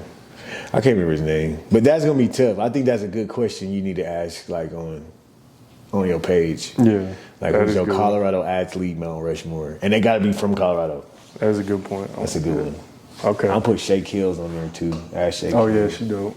She won a chip. Man. There's a lot of athletes. Yeah. You know what I'm saying? Like that we could put on there. Right. I feel like soon we're gonna be getting somebody like if you think about, like, I don't want to do this because there's so many women's college basketball stars that's budding out here right Stanford now. And stuff. Yeah, you know what I'm saying? UCLA got one. Like, her little sister plays right now. She's about to go somewhere. Like, it's too much. It's too much. The one who dunked. Oh, yeah, Regis? Yeah. What's her name, Hannah? Or something like that? I can't remember. Bro, there's too many athletes. We're going to keep going. All right. Well, I appreciate you. It's been a good interview. Yes, sir. We on, bro. We on. Any final thoughts, shout-outs last I'm mad I can't remember that quarterback, bro. But final thoughts. From Colorado. It's always good. It's always gyms. You know what I'm saying? We be having good at. Hold on. Because I got to find these. I'll try and look it up, too. NFL quarterback. And nobody ever cared. I'm not saying he was a John Elway or anything. Did he play at CU or he's just from Boulder? From Boulder. I think he's just from Boulder. Cordell's? No, not Cordell Stewart. Nah, Cordell played for CU. We be low-key having hella athletes like Calais Campbell, Christian McCaffrey. Christian has to be on that list. I forgot about Christian. Oh my gosh. Philip Lindsay, Trey McBride, Andrew Wingard. Oh my gosh. I'm going to be so mad that I didn't say Christian McCaffrey on the interview. Nate Soldier. I'm trying to find a quarterback. I cannot remember his fucking name, bro, to save my life. And when I found out he grew up out here, I was like, what the f? Vincent Jackson's from Colorado? Yeah, he went to UNC. Damn. He actually got his number retired. I knew Phil. I should have said Philip Lindsay too. That's my nigga, man. There's so many. I think Lindell White. Lindell, bro. Derek Martin. That's who I was talking about. Oh, okay. Derek Martin. Damn, Lindell. And that's 5, bro.